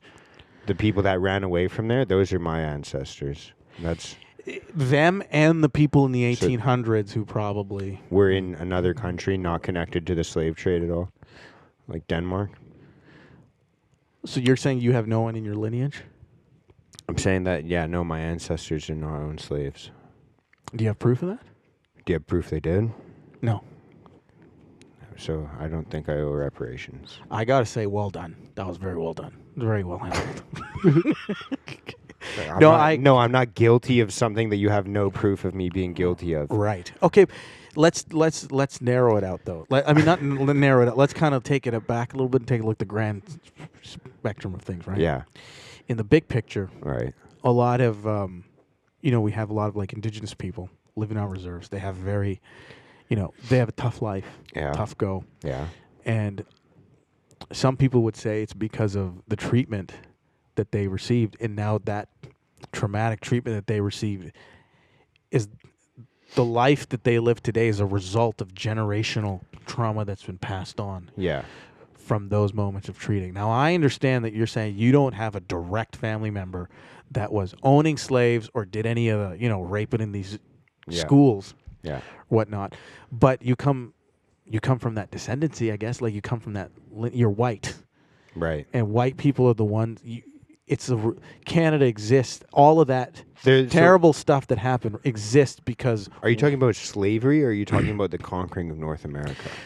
I guess those are kind two of both. different In the things. States, there was slavery. In Canada, I guess here There's we're the more idea so of, the like- residential schools. Yeah, because there's the idea of colonialism and Right. like, oh, these people conquered these lands and da da da da da. Right. And then there's the idea of slavery, Mm-hmm. and even like there's two different conversations. Okay, so let's stick with slavery then. Okay. Okay, no, let's do the residential school because Okay. we're in So the Canada. conquering of a country, Yes, the colonialism, right. So they came here right? and took over a land. There was people living here. And that's unique to white people, right? There's no other race or creed or different people of any, like the Middle East has never seen any conquering of land. Asia's never seen conquering of land. Africa's never seen conquering of land. It's just white Europeans. Is that the idea that we're going with right now? Well, I think that the point here is that these places have seen conquering of land. Don't worry, brothers, I got you. All of those areas that you mentioned, I Yeah. think the point is that they have seen conquering of the land. Yeah. No genocides, though, right? But it's usually the white people doing it.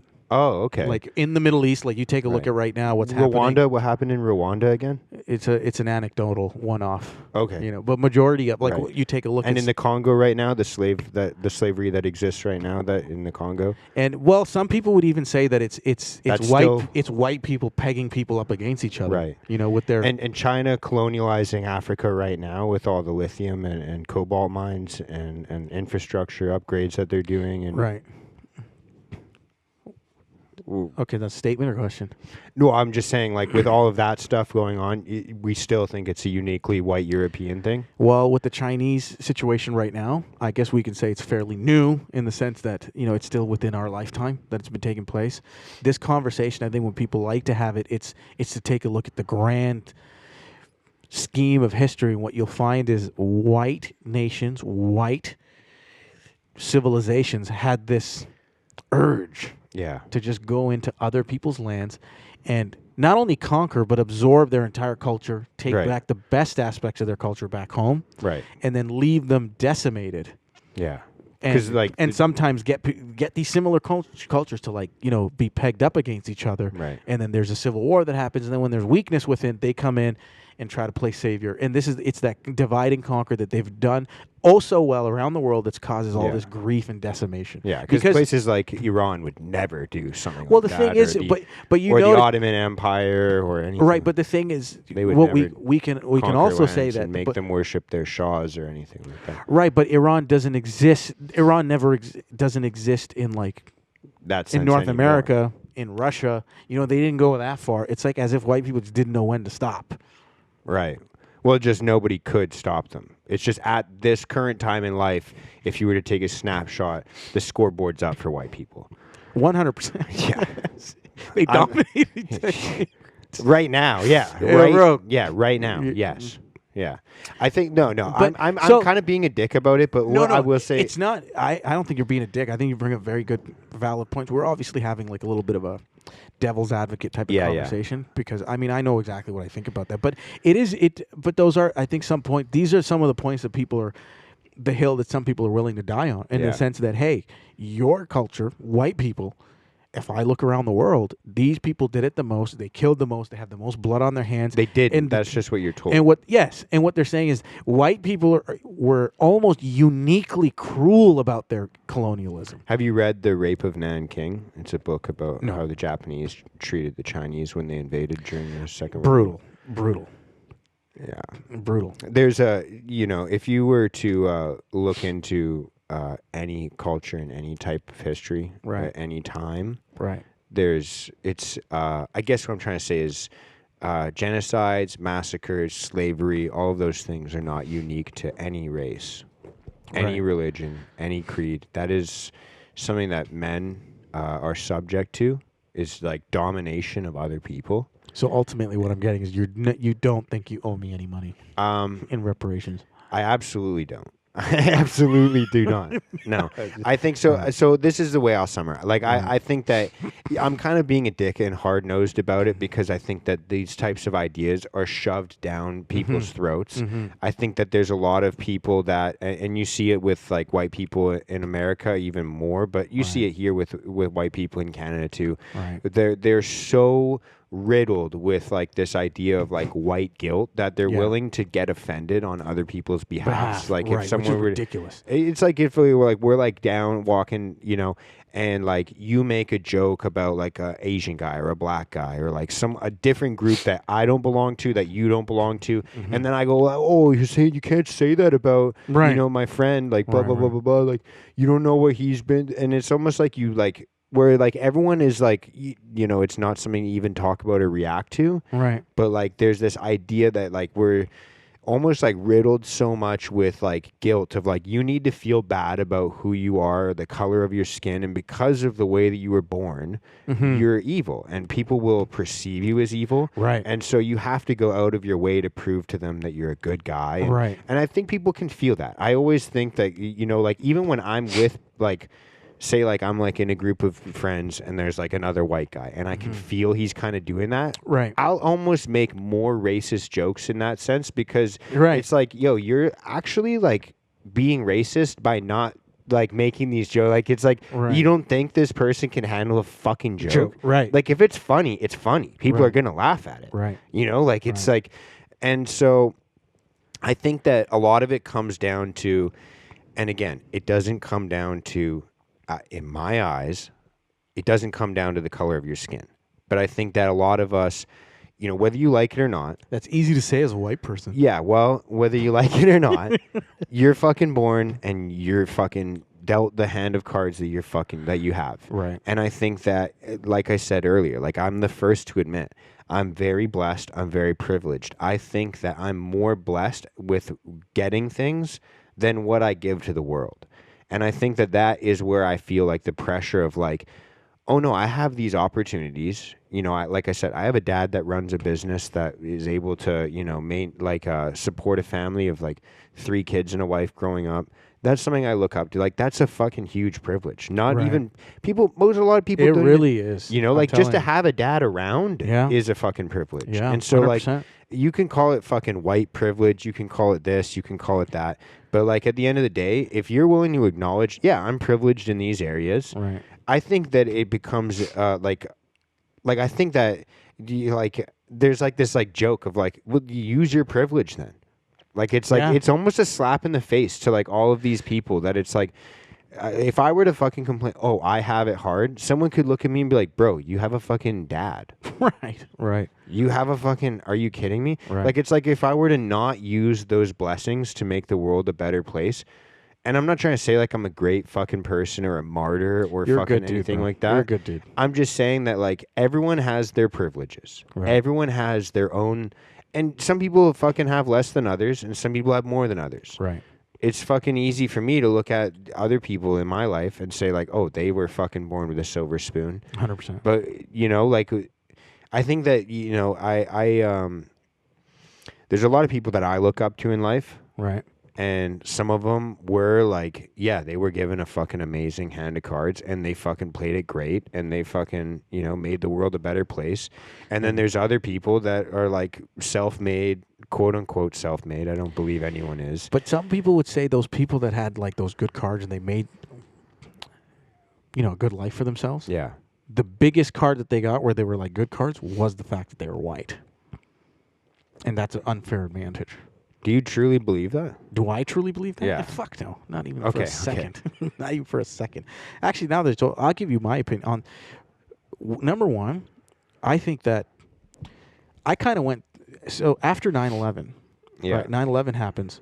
All of a sudden, Muslims were like put up against the back. Their backs were up against the wall, and they had to defend themselves. Yeah. And they did. They did. The Muslims actually did. They pushed back a lot. Yeah. And for some reason, I don't see that same type of pushback coming from white people. And you're right. It's definitely a guilt thing. And I can tell you this, man.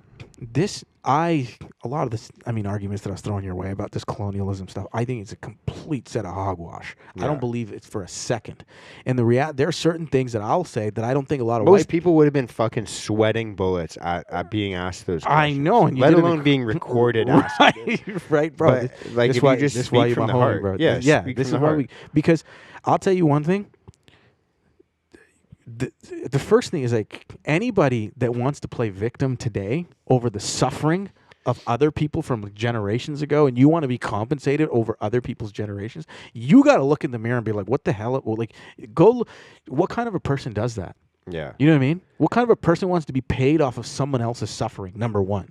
Yeah. Right? Well, generations later, it's like, shut up. Yeah, it's the type of people that, like I said, like you don't get to control your hand of cards that you're dealt, but you are responsible for how you play those cards. Right. And so, like, if you fuck up and you go all in on a hand that's fucking garbage, it's like, what were you fucking doing? Right. Like, you fucking risked it all for that? Like, Right. that's fucking dumb. Right. And they don't want to take accountability for, like, yeah, I fucking sat on my laurels and I sat on my fucking woe is me attitude for Right. 30 fucking years and Right. nobody gave a fuck and I didn't get further ahead in life. Right. And now the only way is if I can convince people that they should give me their things. Right. Well, see, like I said, like Muslims were able, I guess they were able to defend themselves during that time. And there was a lot of pressure coming towards Muslims at that time. Like in 2000, there was the Iraq War that was happening. And if you lived here, you know how you mentioned like there was this like sense of guilt where you kind of had to like, as a white person, you almost have to like, prove that you're a good guy or something like that, which is Yeah. absolutely ridiculous on my I don't even Not even a understand. good guy. There's Just like no a- opportunity to be good. Yeah, It's you're just not prove that you're not a terrible bad one. Terrible, absolutely ridiculous that exists. But it was kind of like that amongst Muslims, right? You go to the 100%. airport, like my mom would. I remember just walking, and my mom would be asked, like, "Hey, why do your people want to kill everybody and all this stuff?" And it was just a crazy time. It was Yeah. a crazy time, right? But what's crazier now is to see people like of my age who went through that as Muslims, and then COVID comes around, and then you see the TV. And at that time, you understood, like, I totally knew then, okay, all these people that are saying all this stuff about Muslims and they're angry, it's because of the TV. They're being told something that's not real. Yeah. So when they're angry, yeah, you kind of be like, okay, you're an idiot, blah, blah, you don't understand. But at least I know where they're coming from. I've been through it. Yeah. COVID comes around, and I see all the people that, like, who grew up with me, and not all, but, like, people that I know that were Muslim and they went through this shit. COVID comes around, now you're being told on the TV that white people are bad.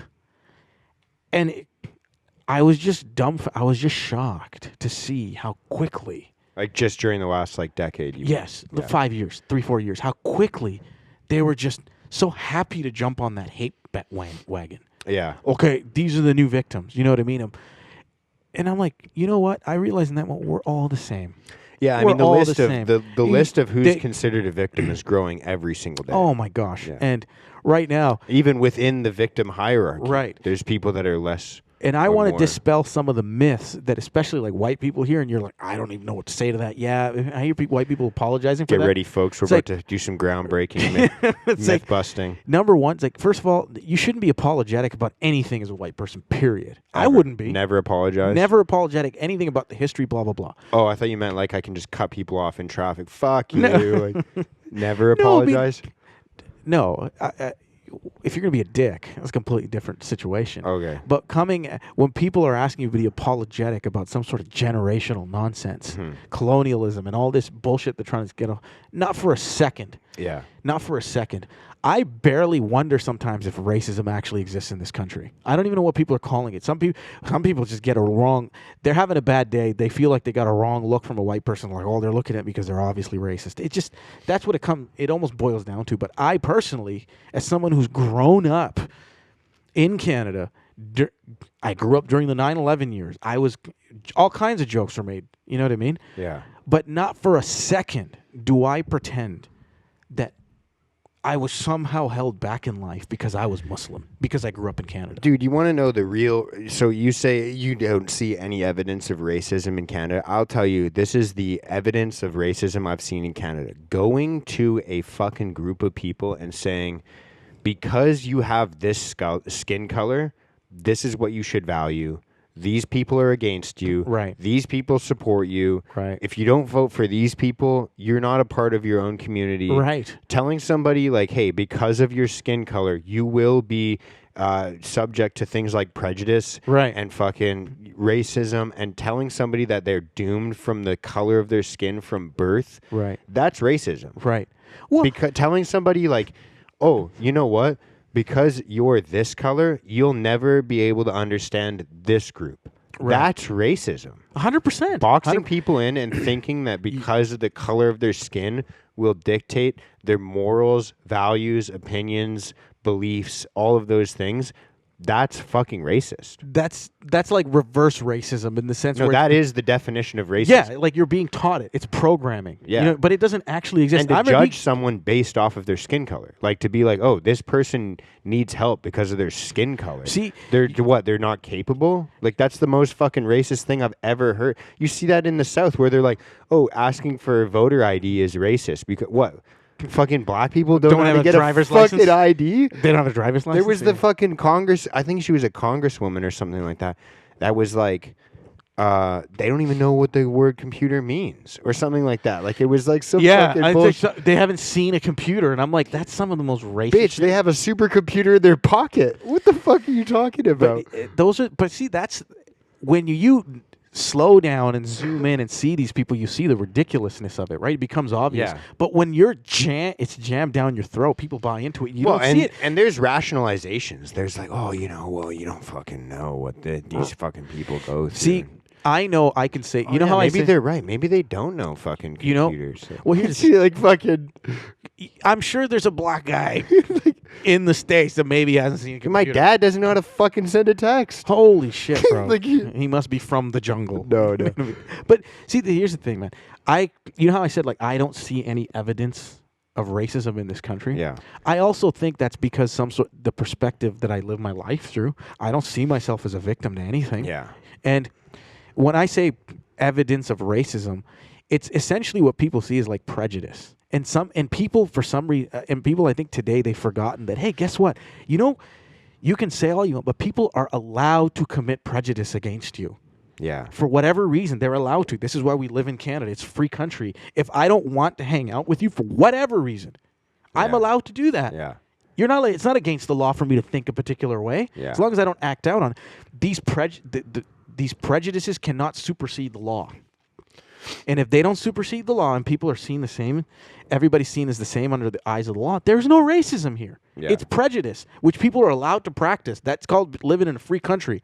If Yeah. I don't want to hang out with somebody because, for whatever reason, because they're a dick, that's one form of prejudice. Like, I'm prejudiced against people who are assholes. Yeah. If I want to be prejudiced towards someone who's Chinese or I don't want to hang, I don't.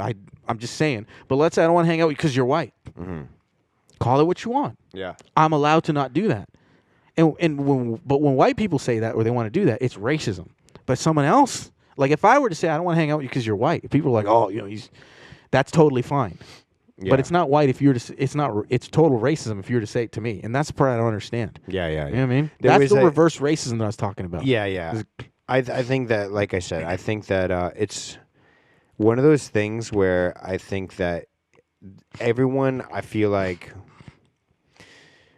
put it this way, I think that, and I'm kind of like, it's easy for me to kind of sit here and say this because I kind of more align with like, Actually, I guess this is a better way to say it. I think that there's a lot of ways that we all have things that are unfair in our lives. And I think 100%.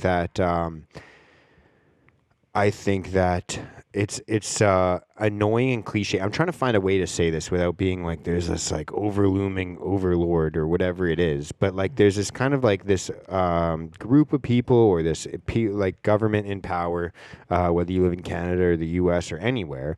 And I think that we're all like the divided into these little subcategories, and some people got a fucking, someone holding down their arm. Some people are like they're having their legs held down. Some people, like, everyone's being held down in a certain way, and we're all kind of being like, oh, you don't know how hard it is to not have a hand. Right. You're missing a foot, and it's like, Right. well, like you have these privileges because you can run around. Well, you have these privileges because you can use both hands. Right. And like, it's like, wait, why don't we all just focus on like, who's this fucking person with their knee on our neck or like Right. whatever it is? Like, it's Right, like, right. no.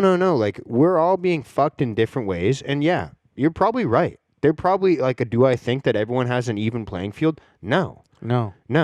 But my suffering does not make your suffering like less than or more, like Right. it doesn't change the value. Right. It's like, why don't we all just look at like, hey, why isn't it fair? Right. Why the fuck? Right. What the fuck is going on? Why isn't it not fair? Right. Like, it's like after 400 years, like, yeah, maybe like these fucking people warred with these people and these people conquered these people, or they were treated unfair. And, you hear about all these different things of like, there was a fucking head tax on certain races when they were first coming to Canada. Yeah. Like, yeah, you had to fucking pay a tax. Like, if you want to be this group in this country, like, you're going to fucking pay a tax. Like, there's so many different ways. We could use that right now. Yeah, there's so many different ways of like that people were treated unfairly, of, like 100%. different ways, and it's like, why don't we all just kind of start to look at like, why is it that to this day, the majority of our income doesn't benefit our family or our community, but it's Right. going like to 6 provinces over to benefit people that fucking fly around on private jets. Like, Right. why is it that?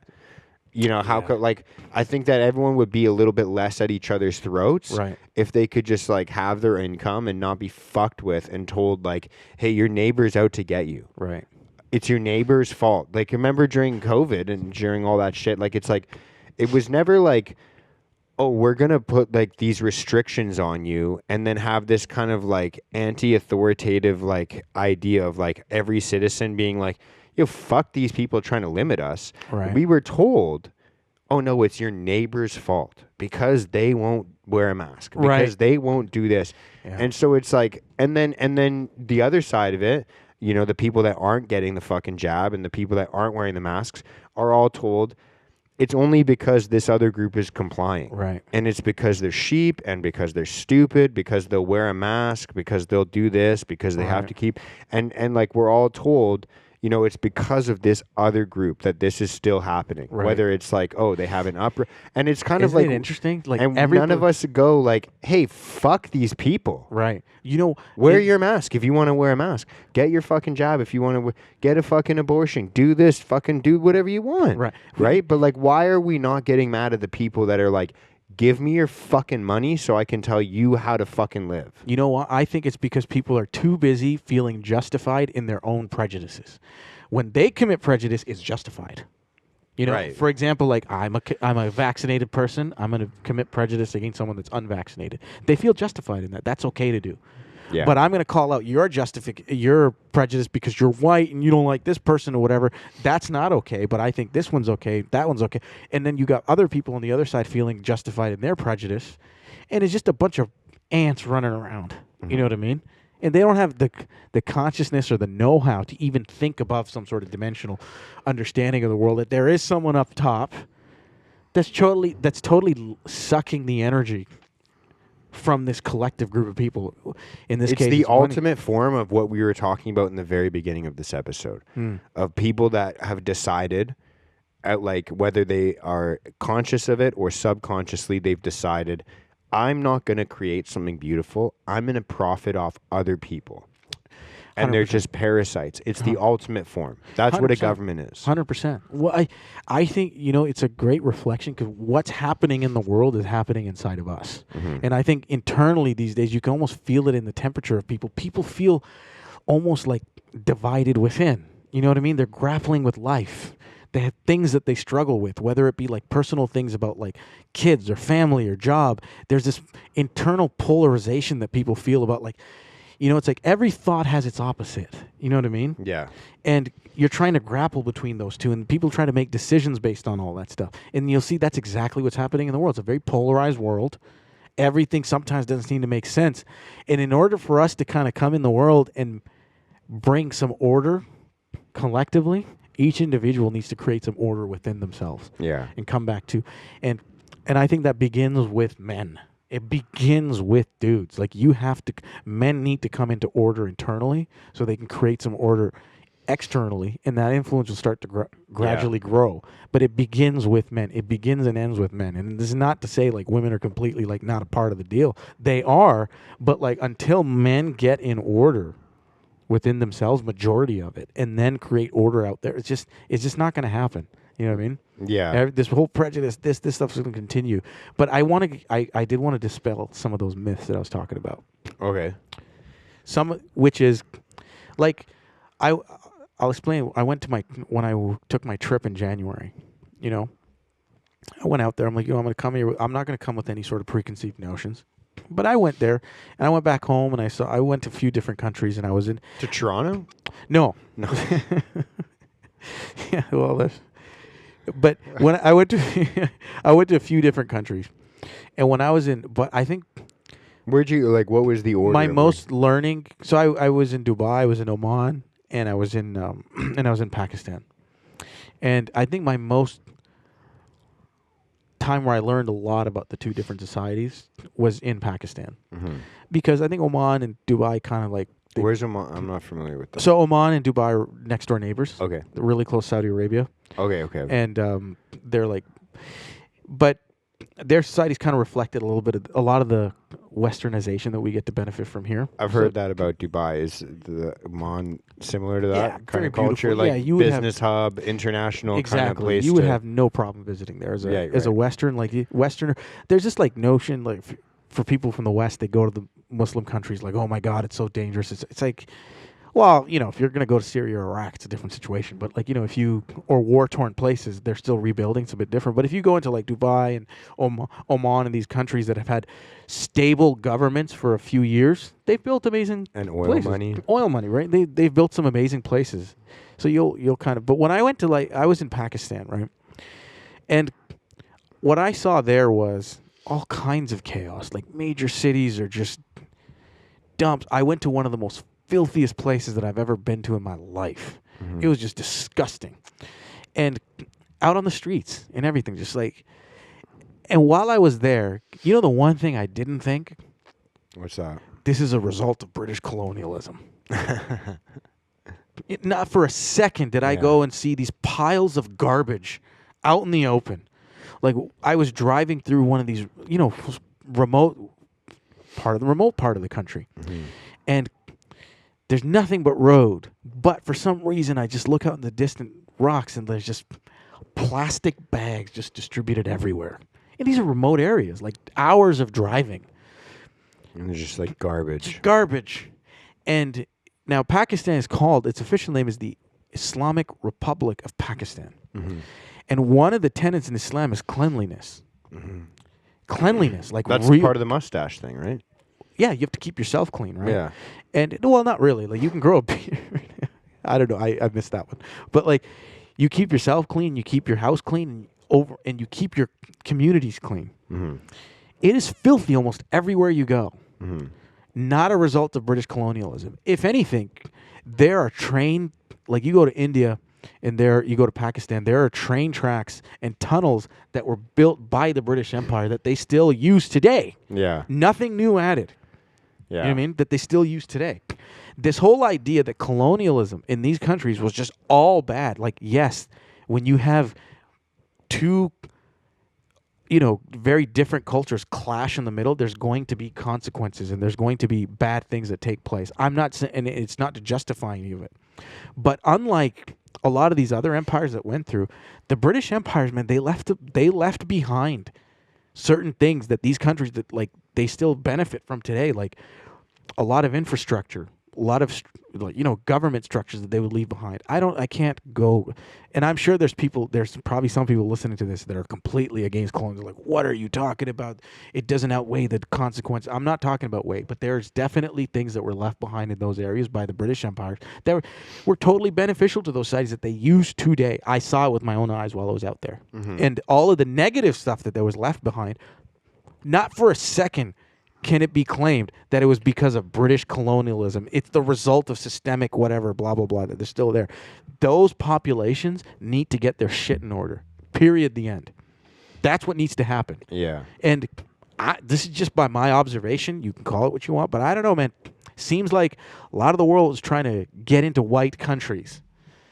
Especially with it trying to, claim asylum in Europe. Yeah. You know what I mean? And those countries, for whatever reason, I don't know, but they seem to have order. There seems to be government structures that are like, and it's not to say they haven't had their own moments, World War II and all that stuff. I understand. But overall, it's like you see people flocking into one direction. You know what I mean? And this constant excuse of British colonialism, what it does is it disempowers the people that are living there, and it almost creates victims over there. I think right now, like in Pakistan, the number one issue is corruption. It's major corruption. This is why the country is the way it is. That's their number one issue. It's not a lack of talent. It's not a lack of resources. It's not a lack of population and people that are willing to want to make their life better. It's just major corruption on a level that people here wouldn't even be able to comprehend. And we're slowly dipping into that here in this country, I think. And those results will show up in like decades, I think. But it's not because of white people anywhere around the world. Like, I don't think white people should feel guilty at all. Well, certain ones should. Like what? I don't know. Nancy Pelosi, Clinton. But that's not white guilt. That's fucking just she's being a cunt, and Bill Clinton just another corrupt idiot. I meant Hillary, but yeah. Yeah, her too. You know what I mean? Yeah. They're just corrupt. Yeah, I think that, and I think it's funny because you believe it or not, I have a lot of friends that aren't white. And I hear them talk. Well, you have no choice with all the immigration that's going. Yeah. Grew up in Richmond, too, so. Do you have any Asian friends? Well, believe it or not. But, I'll take that as a no.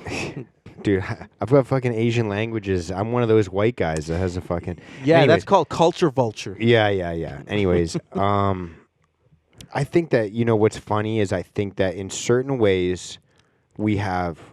Obviously, in a lot of ways, we have a lot more freedom than a lot of other countries. We have a lot more benefits and privileges to living in North America. And people, like, because of that, we think that we're very free and separated from corruption because we can push some buttons and get a fucking meal delivered to our front door, and we can have a social media account where we talk shit about our government, and the worst thing they can do is shadow ban us, right? Like they're for now, but right. Like I think that we're so disconnected and we think like, oh, we're so privileged and free here.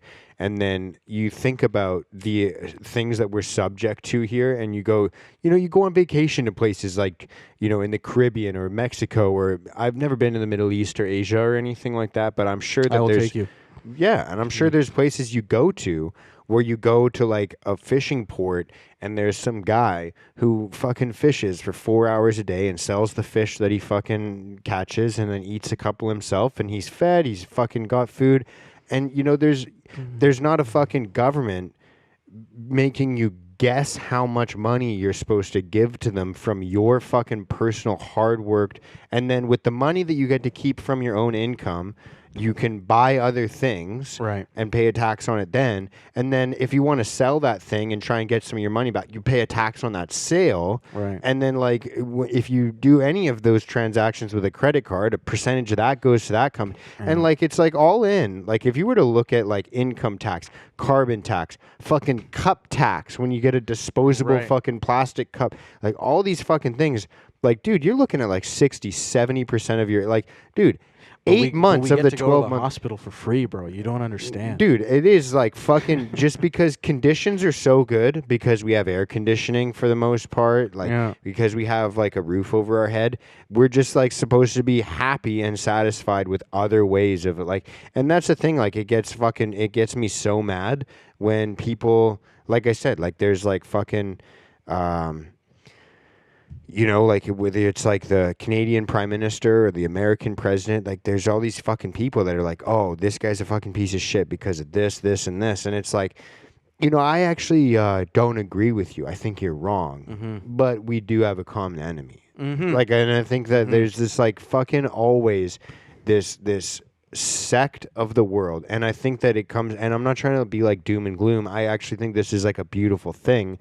I think that this is part of our duty, and like if you think that you are privileged, which I think that I am privileged in many ways, I think it's your duty even further to get away from this, because like I said, I think that there's like the two sides of society. There's the people that are making beautiful things and making the world better and making improvements in themselves, and then being the shining light, the example for other people to do the same.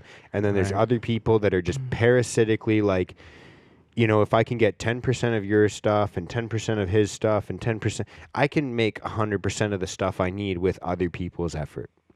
Yeah, those are called leeches. Yeah, they're Those parasites. These are socialist leeches that have taken over, like communist socialist Yeah, leeches. parasites. But, and I yeah. think that the government is the ultimate form of that. But I think that there's people like that in your family. I think that there's people Yes. like that in your like work circle. I think that there's Absolutely. people like that in every aspect of life. And I They're think that- producers and consumers. You know what I mean? People produce energy and like put it out there in a good sense, and then there's people that just energy suckers. You know what I mean? But here's a lot of people. I think it's very common right now for everyone just to hate the government. Government's this. It's corrupt. That's what people. It's like, okay, that is how the government's being used today. But it just has to do with the people that are in there. And right now, I find a lot, especially our generation, people that are like young like us, they have like this sense of hopelessness, as if like there's no sense of pride anymore in terms of honor and culture and like because country. you get pride from building beautiful things. Right. That's what I'm saying. It's But like the people that are like. But Canada's a beautiful place. It's been built into an absolutely amazing oasis. Yeah. So, but that pride has been like just slowly crushed in people, and you can see because there's no, national identity. There's people are lacking individual identity. Like the country needs to sell a vision, you know what I mean, towards each citizen. And it kind of helps build, and that's been crushed in Ottawa. And as a result, it's being crushed through each individual. And when you don't have this sense of personal identity, that's when we see what's happening today, where people just default into group thinking and personal standards sink into nothing. And it turns into just wanting to meet these hopeless expectations. We were talking about earlier, and there's all just bringing it all together. And running to meet expectations, just creating this identity that doesn't even serve you. It's not even real. It's an illusion. You know what I mean?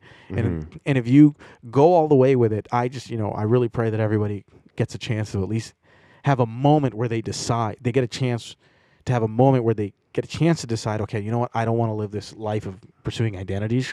I just want to go and become myself. That's my prayer for people. At least they get a chance to make that choice, because not everyone's going to decide that. I will tell you, it's not an easy road, man. It's not an easy road to go down the road of like dropping all your identities and becoming your true self. Like I think it's like leadership. You have to lead yourself into that darkness. You know what I mean? And I'd say 90% of people will never do it. It's too difficult. Yeah. And it's hard. That's what I it's mean. fucking. That's what I mean. It's difficult, but it's hard. It's painful. Very painful. But once you get addicted to that pain and going through it, I feel like the level of human being that you get to build in terms of momentum of what you're becoming, it just goes into another level. I kind of that's why I love reading that David Goggins book. I think that book really influenced me and changed. Which one? The first one? The first one. The first one where he tells his whole story. Because I kind of relate a lot of the way he grew up. Like, it wasn't as bad, you know what I mean? But like, I grew up in a lot of that chaos inside the house, and my dad was like, very chaotic at times. And I feel like a lot of dudes can kind of relate to that, especially if you're an immigrant. The immigrant dads, like, they had a lot of pressure on them to come into a world where, like, provide. You might not understand the language. So maybe home was very chaotic. But I really relate to that the way he kind of overcame his stuff is he just kind of dove into the pain. And that's why like when I went through with my leg, I didn't take the painkillers. You know what I mean? I'm like, let me just deal with it, because the pain, nothing teaches like pain does. And it's when you're physically going through pain, it's hard to understand how it could teach you anything. But if you can, the real lesson of pain is your ability to endure. Can you endure it? Because it'll go away. Once you endure it, that's when the lessons come through, and you'll start to see for yourself. You don't have to listen to anybody anymore. Yeah. I think one of the unique things about pain is it makes us so focused on what we're going through. Right. And like there's a lot of times that you can get distracted by that, and it can be very like painful, obviously. like in the sense that like, you know, you say like you have a toothache and you can't focus on your fucking job because you're just like, fuck, this fucking thing hurts so fucking bad. Right. But then there's another side of pain where it's like for like say like an exercise, for example, like running for me. Like I used to smoke like a pack a day. I had asthma growing up as a kid. So like when I run, dude, my lungs fucking burn, and my like it doesn't like my muscles get like they don't get sore as much as like lungs burn. Yeah, my lungs fucking burn when I run, like still to this day. Like even though I don't smoke cigarettes anymore, I don't fucking and you know like I think about that pain a lot because it's one of those pains like jujitsu or like any other exercise. I think that you can get this from any form of exercise. It's one of those things where like eventually it comes so hard that your thought process is just like, okay, I'm going to take one more step. Okay, I just have to put my right foot forward, my left foot forward, my right foot forward, my That's left it foot right forward. there. My right foot One forward, step my at a left foot. time. Yeah. Exactly. And it forces you to be present of like, I'm not worried about what my girlfriend said to me earlier. I'm not worried about, oh, I fucking let my dad down. I'm not worried about fucking am I going to be able to have enough money in 5, 10, 15, 20 years from now? Like what happened? You know, all of that shit gets flushed down the toilet, and all you can think about is one more step, one more step. What you're doing. One more step. Come down to that chef, like cooking his, in that moment, if you could just do that, just cook the best He's like, meal. I got a 3-minute service time, and I've got to fucking get this plate of food out there now. Yes. And I it's think that dish in that moment Right. is like, we need to make this as beautiful and perfect as possible.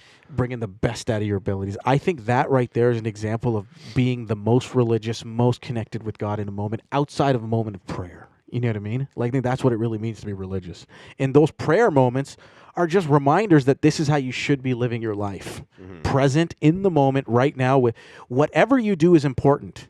You know what I mean? The street cleaner is just as important as the president if everyone has that perspective. It's like, okay, this is the lot that I'm at right now, and I'm just going to make sure that, like, I'm going to connect with God, meaning I'm going to stay in the present moment, and what I'm doing is going to be the best I'm going to paint this line the best way possible. No one else going to paint this line better than I do right now. Yeah. And I wish I was taught that when I was younger. You know what I mean?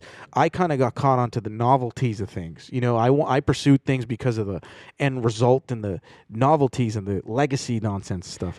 And the true prize is in just doing the work. Yes, I was going to say that because, dude, I have a very, obviously, like, when you work in, like, I do home renovations. Right. And so, like, by definition, like I'm building things. Yes. So it's easy for me to. One of the most useful type of men in the world is that. Well, you know what I mean? Sort of, yeah. But I think that it's easy for people that work in my industry, and I see this all the time, to build something and they're building it with the intention of like, I'm going to build this and the customer's going to be so happy and they're going to love it. They're going to be impressed. They're going to think I'm good at what I do. Like there's a lot of different motivations, but it's all like based on like the motivation or the motive instead of the actual works. Like, like the intention behind the action. And like if you're doing things so that people can tell you, hey, good job, and give you a pat on the back and maybe give you some money, some compensation, like of course all those things are nice.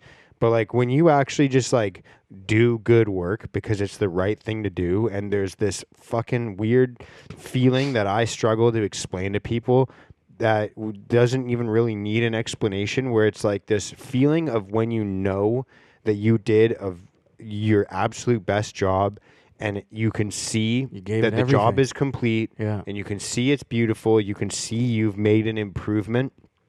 There's an inherent feeling, whether someone wants to acknowledge it or not, that like, oh, I actually just improved the world. Yes. I actually literally just like, I Is took that- something that was there and I improved it. Is that feeling not like a sense of peace? Don't you ever get like a sense of peace over you, like when you're done the task, it's sitting there, you've completed it. It feels good, yes, but like do you feel like you get a sense of peace out of it?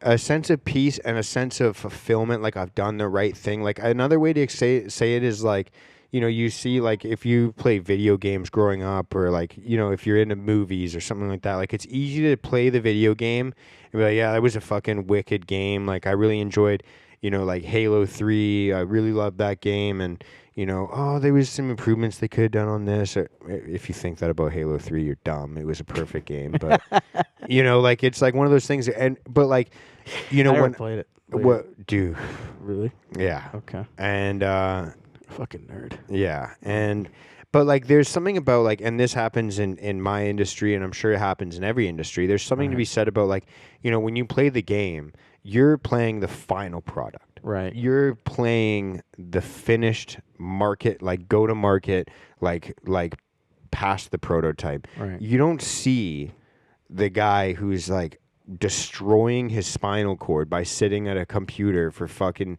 19 hours straight, Right. drinking fucking Red Bulls, fucking sucking down on nicotine pouches, and fucking juiced up on Adderall, and fucking he's just sitting there coding Right. for fucking years of his life. Right. You don't see that. You just see Halo 3 and see you the plug it final in your product. Xbox. Right. Right? Like or like you don't see the intentional work that was done all behind yeah, it. yeah. Or like there's people like when like one of the things I always laugh about is like when I'm finishing like a home renovation, and the customer like comes in at the very end and they're like, oh, like I really love the paint color. It really like makes the room complete. And you're like, oh, you didn't see when I had to jackhammer up your foundation to like reinforce like a certain part of this and like reframe these areas. Like it's like the paint. That's the most impressive part is like this, you know, like, and there's a lot like there's something to be said about like, yeah, they probably will never know.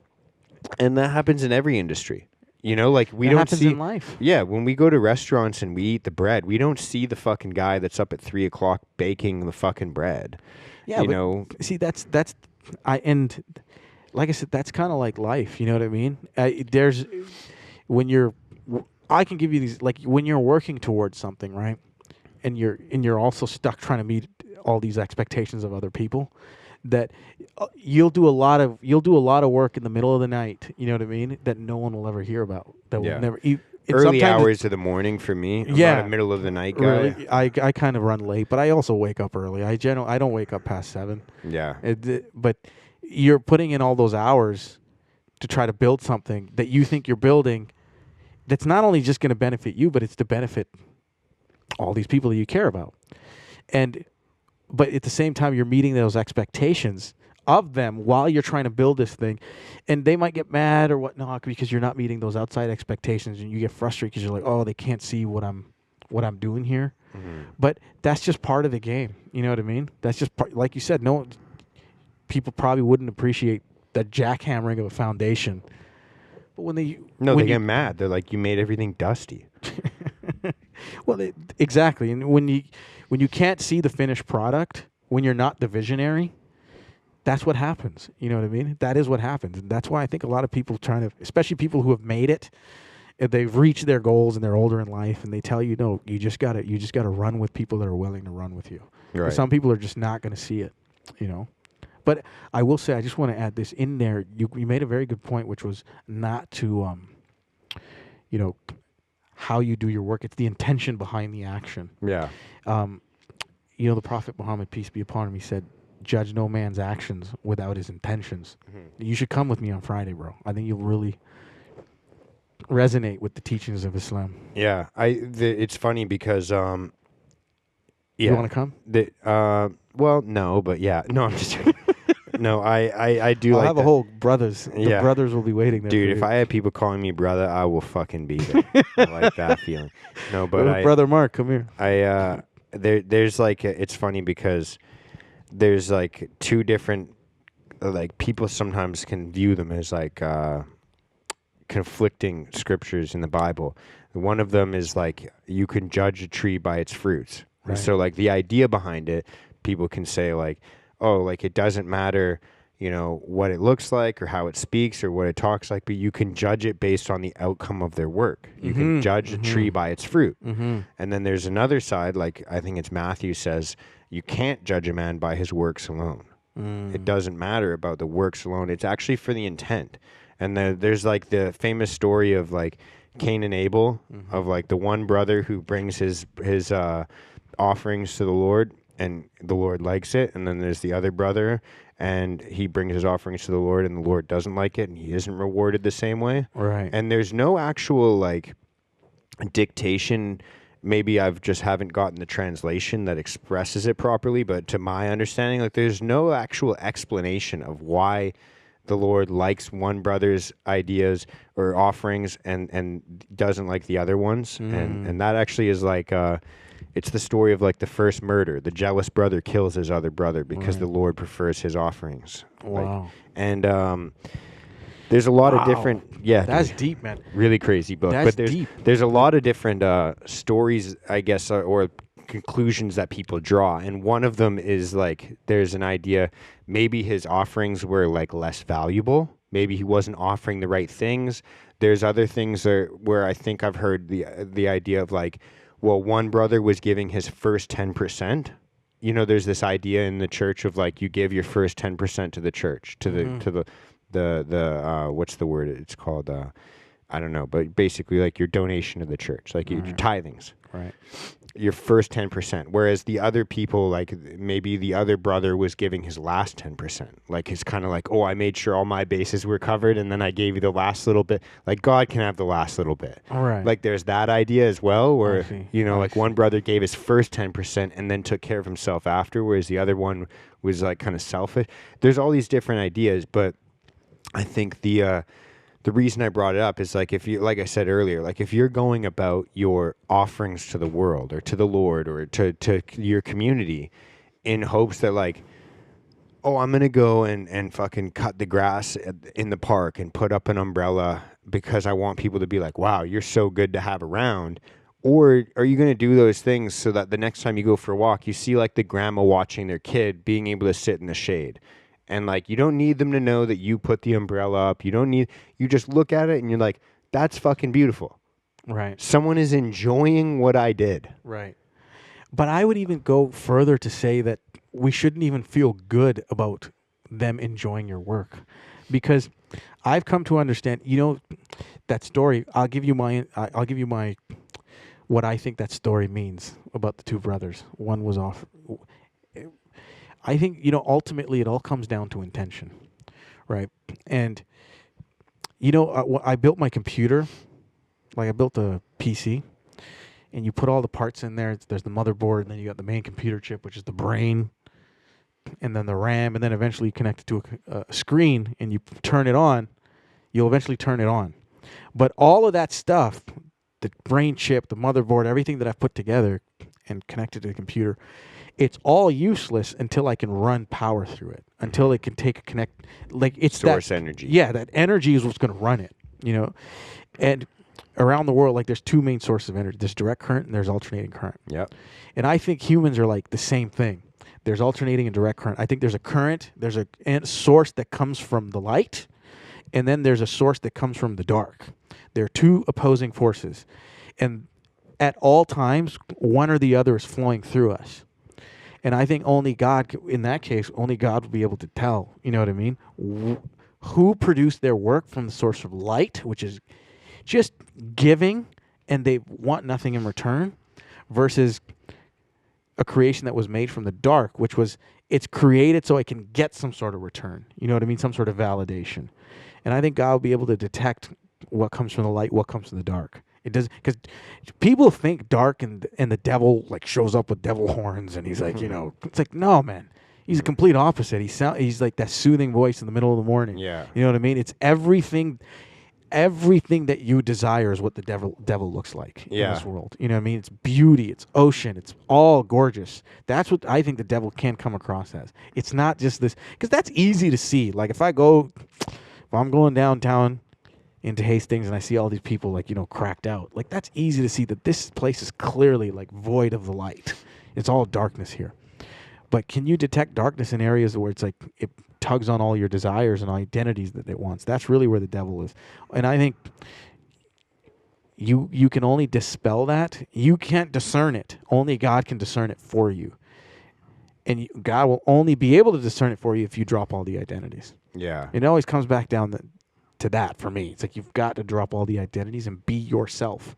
So you can sense what's flowing through you. Is it dark or is it light? You know what I mean? Yeah. Yeah, I think that there's just like weird And people can feel it. You know what I mean? Like I think when women say like, "Oh, that guy's a creep," like they innately sense the type of energy that's coming out of that dude. You know what I mean? It's like a very dark, like I just want you because of my own desires. And the way they behave is like this very like aggressive, just like they tell you like I feel like a there's piece of fucking meat. predators. Yeah, they're like I feel like a piece of meat. That guy's a creep.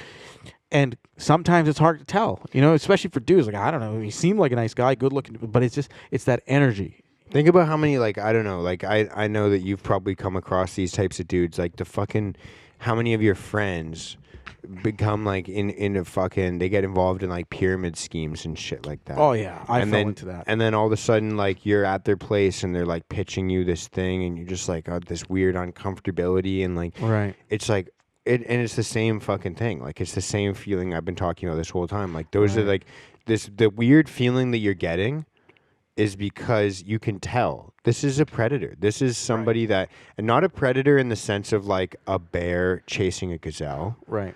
A predator in the sense of, like, one of those fucking little, like, tapeworms that just, like, gets inside you. And maybe a parasite is a better word. Right.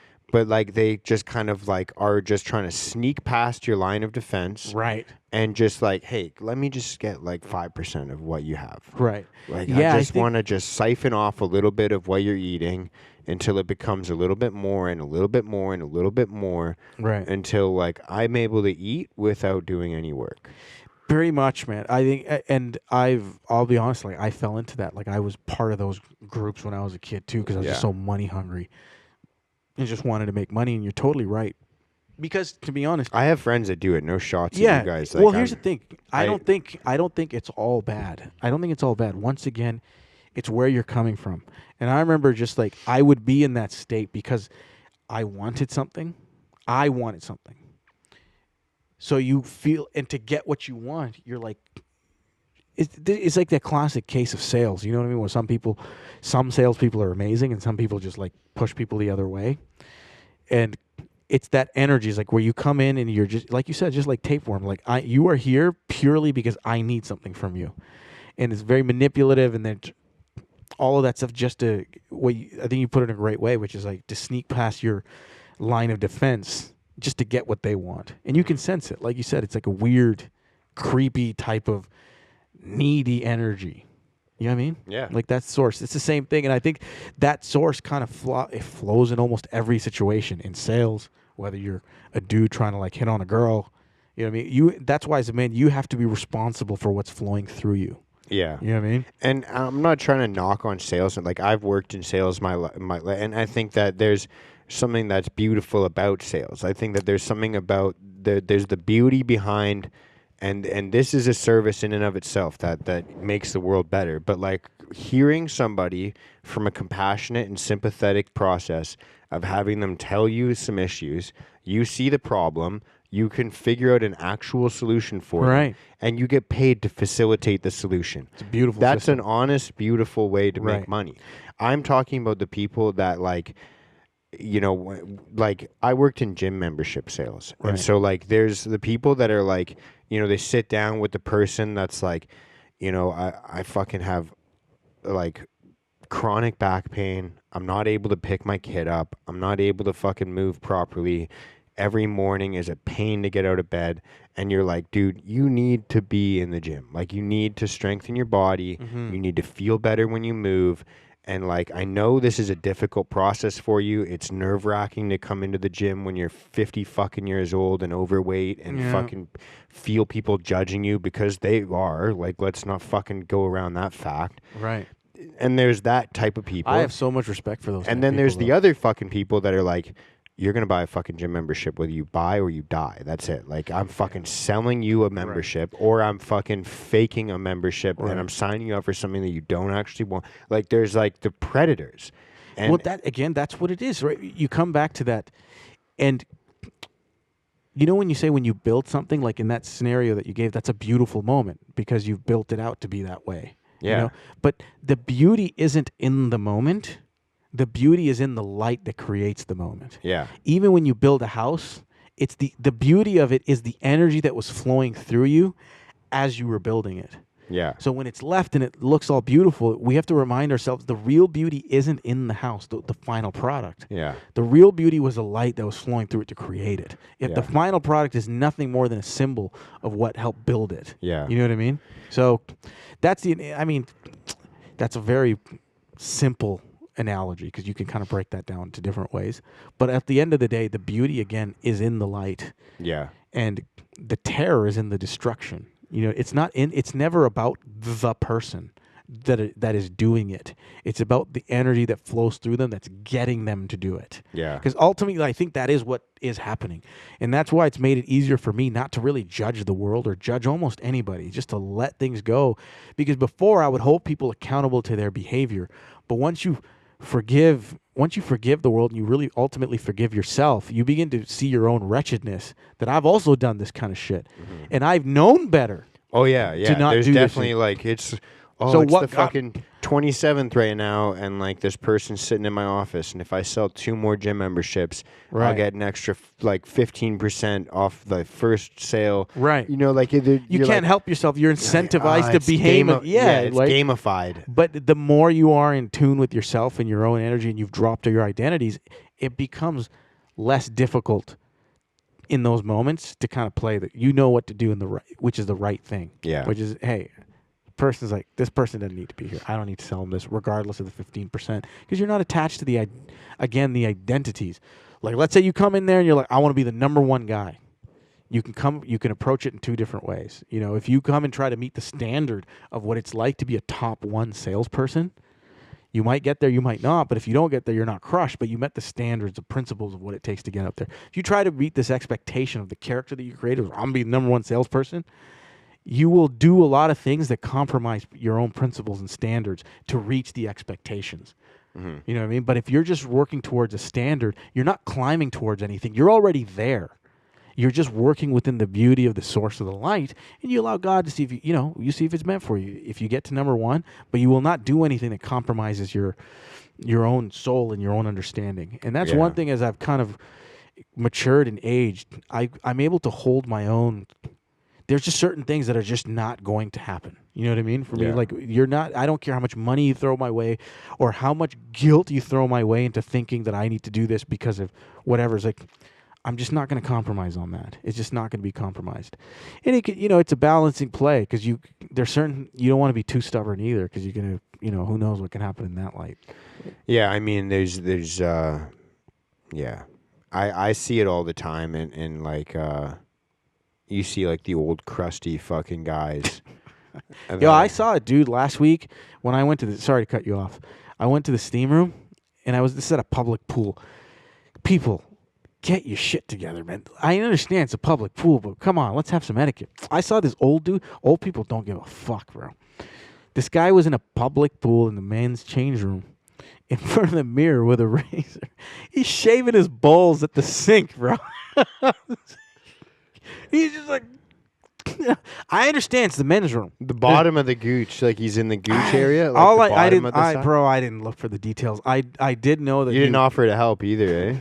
Well, I could have. Fucking helpful guy. I'll try to have that light flow through me next time so I can be a bit Yeah. more courteous. If I walked in on you shaving your balls, I'd be like, dude, let me hold a light for you, bro. Like, soap up under there. Oh, this is why I love white people. You're so courteous. Yeah. Well, we're allies, right? Depends on for what. Yeah. No, but I saw this guy and I just wanted to be like, I wanted to slap him, but I just walked away. I'm like, really? You don't have a washroom at home, man? Yeah, On that note. I always battle between that. Should I fucking say something or fuck it? This is not my battle. Yeah. Same, man. Same. I really do struggle with it. Usually it's like the conclusion is, okay, this one's not my battle. But every now and then, sometimes you just got to say something. You just got to. Like I was, usually, these stories, the theme here is you're noticing they generate in the steam room. Yeah. I was in the steam room. There was a seventh grader that walked in there by himself, and he sits. I'm gonna go sauna tonight, dude. That's a good fucking idea. 100%. I'm gonna sauna after I go to the fucking grocery store. I gotta go to the grocery store pretty soon here, but Okay, yeah, we should. Let's wind it down. But I'm gonna go to the sauna tonight. I'm gonna go to the pool. If you're gonna go to hit the sauna, do it dehydrated first, and then drink water afterwards. Oh yeah. I heard that it gives you a better cleanse of what you're actually looking for. Yeah, I've done it all, dude. I've done it like That's where I originally met you. Remember? Yeah. I met you in a sauna first time. I've done it all, man. I drink a lot of fucking water in the sauna most of the time, but like if I'm trying to make, like I've done it in the past where like trying to make weight for a competition and you just fucking sit in the sauna, right? And you're just not drinking water and you're just dying, and then you come home and you check the scale to see if you made weight before you can drink water again. I've never done that. I just tried this because someone told me that people go to the sauna for the benefits, right? Yeah. And one of the benefits, you cleanse out your toxins, is what you're told. But this guy was saying, he's like, if you go in there all hydrated, you're not really cleansing out because you have an influx. Just sweating you're water. just sweating water out. But he's like, if you go in there slightly dehydrated, your body actually kicks into like burning a lot of the toxins from fat cells. And you'll notice you'll probably smell a bit more while you're in there, and like you're actually getting rid of toxins. So since then, I've been doing that. I'm typically dehydrated. Just in general. I don't know if you've noticed this We about live in me, BC, bro. but I just drink so much coffee and I forget to drink other things. Okay, so I have one rule: 1 liter of water before any cup of coffee. Yeah, no, I start my Really? day with coffee, but no, You can't. I can't drink coffee dehydrated. Typically, I will say, well, if given the choice, I would drink coffee over water 9 times out of 10. Yeah. I don't drink coffee. My rule is after 5 p.m. No coffee? I don't drink coffee after 5. But I really have a hard line. I do. Typically, I do drink some water. You can see my jug of water right there by the bike. Typically, the first thing I do in the morning is get on that bike, like literally turn my coffee pot on, right, and then bike for 20 minutes. And I usually finish. Today I finished a half a bottle. You can see there, but usually I finish like a full bottle of water while I ride my bike there, and I just fucking watch YouTube videos or TV while I just kind of wake myself up on the bike. But after that, I need to get coffee. one of these. How much was this thing for you? I need to get one of these. The bike or the water bottle? The bike. It's just a orange juice jug. No, the So bike. The bike was $80 off Facebook Marketplace. Fuck you. $80? Yeah. That's not. Yeah, I've been looking for one. I'm like, Dude, there's a big wave. There might still be, but there was a big wave. I bought that the last time I did 75 hard. Right. Because it just made it easy to crank out a fucking workout. Right? Yeah. And so anyways, yeah, I got it like a year and a half ago, and I think I capitalized on the amount of people that bought home workout stuff during the pandemic and then just like either never used it or went back to their gym. Right. And so, yeah, I just snagged that for $80 off some guy. Nice. And it's not the best. It's definitely not the fucking Bro, best. it's an $80 bike. That's all it needs. Yeah. It's a manual tension, right? Yeah, it's manual. You can see the knob there. Yeah, but yeah. Dude, for fucking, and like, again, my workouts mainly are just jujitsu at night or I'll lift weights. That is purely just like, I want to do like 20, 25 minutes of just like movement in the morning just to get my blood flowing and wake me up a bit. You know what we should do? We should connect we should hook up an alternator to that and somehow plug it to a battery. And as you work Generate out, power. Yeah, generate it, and then keep charging a battery just in case for a rainy day. Yeah, just a fucking hamster wheel myself. Yeah, by the way, I was announced this now. I feel like maybe this summer they might play around with the electrical grid a little bit. Yeah. For like just You're calling it now? Just because I saw a bunch of articles out of nowhere saying, "Oh, can our power grid handle the heat this summer?" And I'm like, that's never been an issue. You know what I mean? Like Hasn't it? we've never lost power here All the because it people got too running hot. their AC and shit. When was the last time we lost power here in the summertime because it got too hot? Never. Right. Yeah. So when all of a sudden out of nowhere and it's just like I've seen the weather outside this summer. It hasn't been very hot, but like it constantly seems we got to get prepared for the fire season. Got to get prepared. I'm like I don't trust these. You know, I really don't trust the major networks. And when they start, I feel like they try to create news rather than report it. Mm-hmm. So they start dropping all these articles that you start, and then it starts to create in your brain. So when it does go down, you don't find it odd. You're like, oh yeah, they did kind of talk about this. Yeah. I mean, we might have to go in on this Another day. But yeah. I was gonna say there is the idea of, you could call it, there's two conspiracy rabbit hole directions that I really love going down. We should have done that today. One of them is the predictive programming of like Right. they're gonna condition you mentally to the idea of something before they do it. Right. Like there was like the idea of like the Bill and Melinda Gates Foundation talking about lowering the population levels with like pandemics and vaccines and and then like that was like 5 years before the pandemic type of thing. Like Right. there's like the predictive programming, Right. or like just like television and news covering like race wars and stuff like that. Like Yeah. it's kind of like this programming of like normalization of certain ideas, Yeah. and then we're just kind of like when we like it's like if I were to be like, oh, everyone drives a red car, and then on your drive home you're like, oh, there's a red car, there's Everyone's a red got car. a red car. Yeah. Yeah. 100%. It's definitely a thing. Yeah. The other side of it is like even cooler and creepier and woo-woo spooky shit, where it's like the magic with a K, where like they have to fucking like dark arts, like fucking like they have to tell you about it Right. before it's able to like prophesize itself. Like, Right. people like there's conspiracy theories on like The Simpsons being like that. Like, But like isn't are those two not the same thing then? The predictive programming and like yeah, one of them is just saying like the predictive programming again. Like if I were to be like, if you like, if you tell your kids like, hey, if you're a good kid, then Santa will give you toys. Like it's kind of like a predictive programming of like, oh yeah, I see this represented in TVs. I hear it from my parents. I see it on shows. Right. And so like I'm gonna follow along in lockstep of like, if I'm good, a magic man will fly down my chimney and give me gifts. Right. And like that's like kind of like the predictive programming of like like Pavlov's dog type of thing. Yes. Like here's the outcome. Here's Boom. this is it. This And is then- it. And then when you notice it, you have a certain reaction. Whereas the other one is like full on like, we're talking like spiritual rituals of like Right, telling people certain things so that they can come to fruition, almost as if like a karmic debt has to be paid. Right. And so Yeah, I it think a becomes little bit more of both is going spiritual on. and- yeah. A little bit of both. A little Yeah. bit of both. But I don't know, man. The whole how deep are you into the conspiracies at the moment? You're like, Fully all in. okay. Yeah. You're like, I think that's a little I'm all in. that I do. Sorry. It can how get- how deep am I into it? As like, how much do I pay attention to them, or how much do I believe in them? how much do you believe in them? Not that. Well, I mean, define conspiracy theory. Yeah, I guess what I'm asking is more so not so much how much you believe in them, but how much of Does these it impact my life? yes, the ideas of these things. I think that that I'm a pretty optimistic person. Yeah. I don't get into the rabbit holes of the darkness of all those things. I did for a long time, and I still kind of find myself doing it.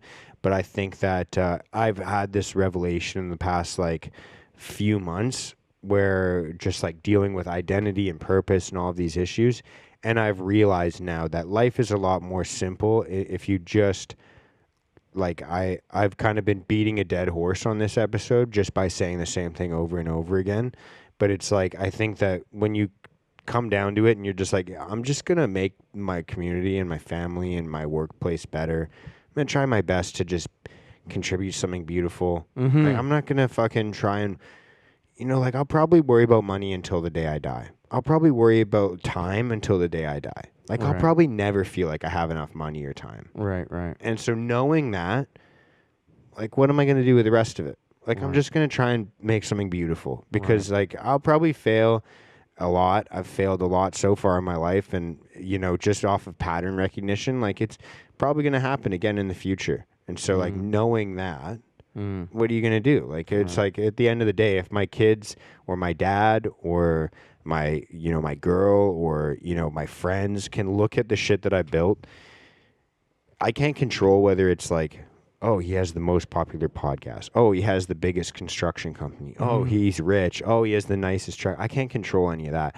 But like for people to look at what I do and what I build, I want it to be inarguable, like undeniable. Like that's a fucking nice carport that he built. Right.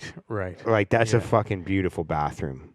I think, That's fucking gorgeous. Right. Like that's fucking, you walk into that feeling like a king. I think, Or you just don't walk into your bathroom thinking, fuck, I can't believe I live in this shitty fucking place with this fucking shit, fucking black mold growing in this fucking, like, right. It makes you feel like a rat. Right. You feel like garbage when you live in a place that looks like, I 100% agree. Yeah. And so Your like environment's got to be. being able to improve someone's home, I think that like it's inarguable. And You genuinely enjoy what you do. I think that a long time I didn't. I resented it. I think I quit construction to go work in sales before. And I remember growing up thinking, I don't want to have to do what my dad did. I don't want the dirty hands. I don't want the fucking back-breaking work. I don't want to, like, those fucking idiots work hard. Right. I want to just make money. Right. Like, I don't want to, I want to wear nice clothes, drive nice cars, and I realized that, most of the people that run blue-collar businesses Are some of the happiest people you'll see. Right? well, and some of the richest people I know. Yeah. Like literally real money. Yeah, like the Real money. Yeah, like we're talking like contracts, like $1 million contracts. Right. Like these are massive fucking. And so even like a plumber right out of fucking trade school, like 22 years old, can be making like $50 an hour, $60 Right, like real money. and within a decade running his own company that's pushing seven figures. 100%. And so like I kind of realized there was like this weird stigma around it. And I was like, well, why do they get paid? And it's like there's actually an inherent value. Like there's a reason why in every civilization, like we know when you think of like the greatest things, the Egyptians, the Greek, the Romans, the Chinese, all of these different, the Ottoman Empire, all of these different like Göbekli Tepe, like all these different areas, like you look at beautiful architecture, craftsmanship, it's like nobody had to make that perfect. Right. They could have just made a doorway. Right. They didn't have to make this fucking gorgeous arch. Mason, They didn't have to do that. Why did they do that? Like you can argue, oh, it was to pay tribute to a god. You can argue, oh, it was to do this or it was to do that. But someone had the motivation to be like, I'm going to build something that puts people in awe. You're right, man. When I first landed in Dubai, like that city captivated me for that particular reason. I went out and I saw just like the shapes of buildings that, like, at that time, there were definitely shapes of buildings that, like, just were never seen before. And then you go by when I first got there, they were constructing the Burj Khalifa at the time, like the tallest building in the world. And at that time, it was like just over halfway done. And it was just huge. Mm-hmm. And I was captivated by that city ever since. And I've always wanted to at least like live there for a little bit. Because of that, I think there is some of that ingenuity that's there. Like you're right, they don't have to build tall buildings or do all these crazy things. But when I went there, I was just, have you heard of the Palm Islands? No. Bro, I was just dumbfounded with when I got my rental, I drove out and I drove out to the Palm Jumeirah is what it's called. And it's this giant man-made island that's shaped like a palm tree to reflect the culture there. If you look from space, it's like a palm tree. I get you, yeah. Yeah, and it's spread out like 10 kilometers into the ocean, bro. It's man-made? Yeah, it's man-made. Okay. Like it was not there before. Yeah. And they literally built it from the ground, from the ocean up. Yeah. And I watched a documentary on how they built that. Like you can't just take desert sand. Yeah. You can't do that. Like you have to do it naturally. They had to invent like dam systems so that's like the sediment would settle in certain areas. They had to build brand new ships that had vacuums in them so they could like vacuum ocean sand and like suck it up and mound it over. Mm-hmm. So it actually sets and whatnot. I don't know the exact technology behind it, but it was just absolutely stunning what they were building. And I saw them at the time just throwing the sand on top of each other and building the land. And then I went back 5, 6, 7 years later, bro. There's entire cities on top of this. Built on it. Yeah. Yeah. We should go. Come with me. We'll go Dude, to Dubai. I'd be down. Yeah, I'd be let's so check down. it out, bro. But the thing is, dude, it's not just about architecture. It's not just about construction. It's not about those things.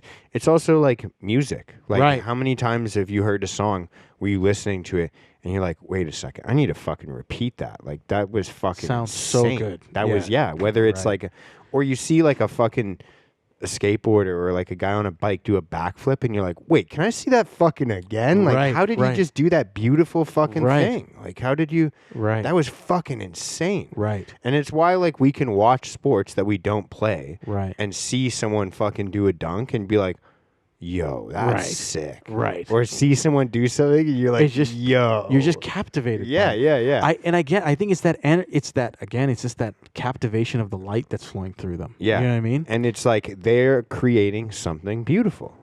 Boom. Yeah. 100%. And it puts us in awe. Like, it's like, that's what we're supposed to do. Yes. And we all have like this own version of it. And people will like kind of like, That's so awesome, man. That's so awesome. yeah. Like what you're saying, like it's really kind of dug into with the theme of our conversation today. And you're right. Just like contributing to something beautiful along the way is a purposeful life. Yeah, I mean, yeah, like I said, like I for a long time I looked at what my dad did, and with home renovations and being a blue collar tradesman, and Just kind of look down on it. I was like, like I kind of was like, this is idiotic to physically laboriously work every day, like, and then B, it was like, you're dirty. You know, people kind of look down on you. Like, if you walk into a store after work on your way Yeah, home, you're going to grab a cup of coffee. Yeah. And you walk in and your jeans are dirty and you're fucking covered in like fucking dust or grease or fucking paint or silicone or concrete or whatever it is. You know, like you kind of have this, like, whether it's actually happening or not, you have this impression that people are looking at you like, oh, that he's dirty, or like, oh, he's another construction worker, like fucking catcalling women and chain smoking cigarettes and fucking doing this and there's this kind of stigma. 100%. And I was judgmental that way growing up. Same. And it wasn't until like I saw, there's a lot of different moments that defined the way that I think now. But like the idea of like, I've seen people run companies like roofing companies, and there's a lot to be said about roofers and how fucking animalistic those people are. They are specimens.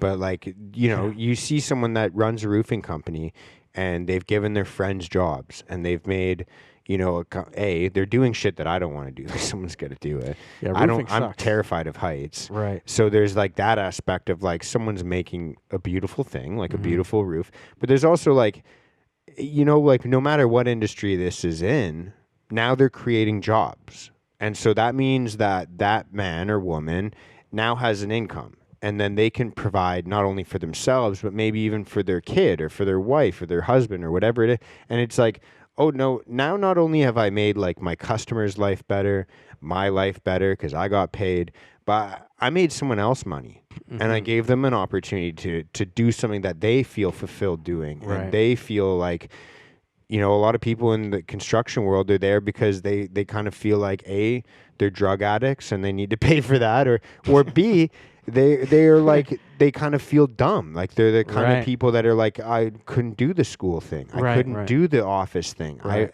And you kind of feel like a loser. You kind of feel like you're like, oh, I'm the fucking guy now that has to do this, and everyone else, But it's then, interesting. Yeah. But I remember but you give people an opportunity to feel like, I wasn't supposed to be the rich guy. I wasn't supposed to be the fucking leader. I wasn't supposed to be.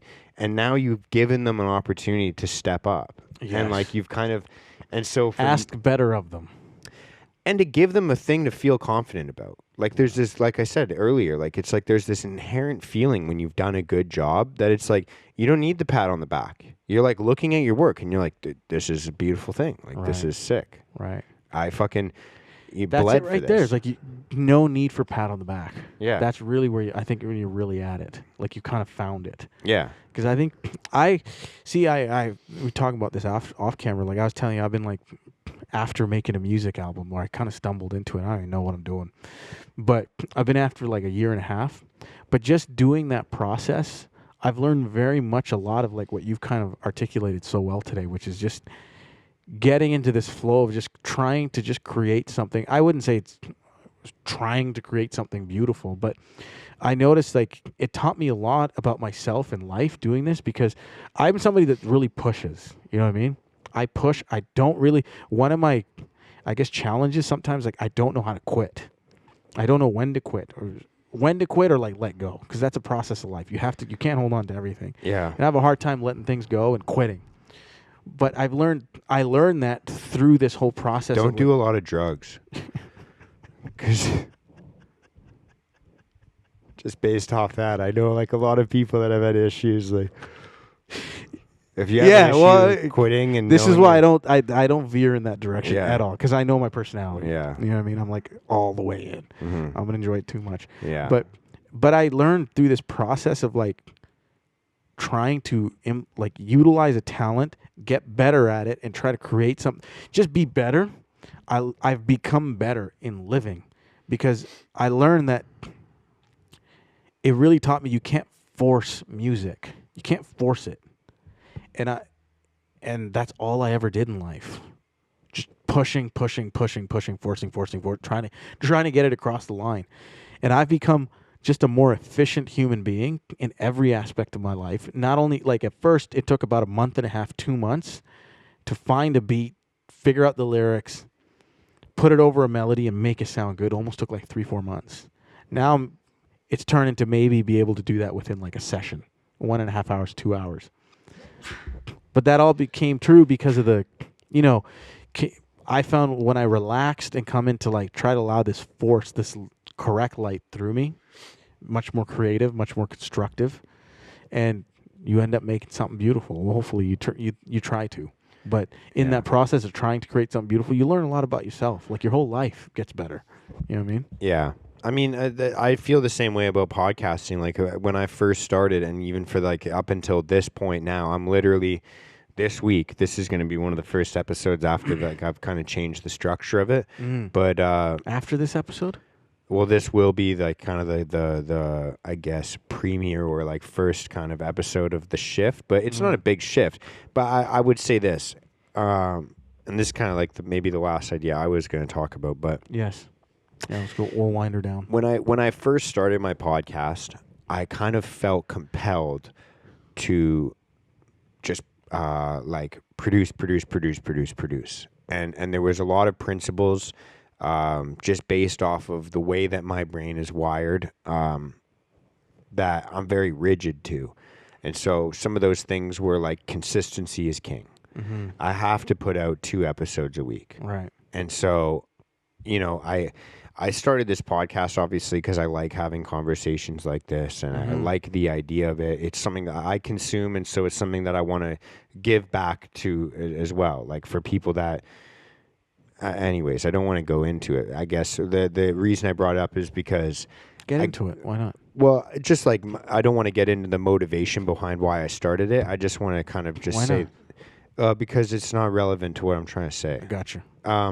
What I was trying to say is I got so locked into this idea of like consistency is king. If I just put out 2 episodes a week for long enough, it'll get work. traction. Yeah. And I was thinking about it with the intention of, like you said, I need to make an episode. And I got pretty good at it. Like I Right. got like to the point where like Bro, I don't know anyone more consistent than you. Yeah. Like I said, like I got pretty good at it to the Right. point where like I could bang out easily like a 20, 30-minute episode with almost no preparation, just based off of like, this is something happening in my life. I'll take a couple fucking key points, tell a little story, do Right. this. Like I kind of made a system Right. where it was like, okay, I can pop out, I can record at least 2 episodes a week, if sometimes more, bank them, and I can push 2 episodes a week. And if I can throw in interviews, I'll do it. But if I need to fill the space and just do solo episodes, I can fucking talk forever. I can fucking pump the content out. And it was just based off of like, if I just keep pushing, my podcast will grow. People will like it. People will listen. Viewership will increase. My life will get better. People's lives will get better. Like, it was just like so with this intention of just like create with the idea to just create. Right. And I got so absorbed in that I kind of lost the plot. You know, like I was kind of like, I'm doing things that I don't enjoy in certain times. There's times where like I'm like, okay, it doesn't matter how I feel. I need to sit down and fucking record. And so I'd be sitting there journaling, being like, okay, these are the topics I'm going to talk about, and it's going to relate to next week's episode because I'm going to talk about this, and there's going to be this connection, and I'll bring up this thing from this other video. And it became a lot of like systematically trying to understand how to do all these things. And in the last like week, I had a good conversation with a buddy of mine who was like, I feel like you're kind of just doing the same thing over and over again, and you're not really enjoying it anymore, and you're not getting the results that you wanted, and it's just kind of like a cyclical thing of just like, and so I made a conscious decision where like it's not like a permanent thing, and it's not like a concrete thing, but I was just like thinking in my head, like I'm just going to double down on interviewing, cut the solo episodes for a little bit, and just go like once a week, Right. post an interview, Right. and have the same kind of conversations, but just like once a week. So people can just be like, hey, it's going to be a 2-hour interview or a 3-hour interview, but it's only once a week. And you don't have to listen to every single one.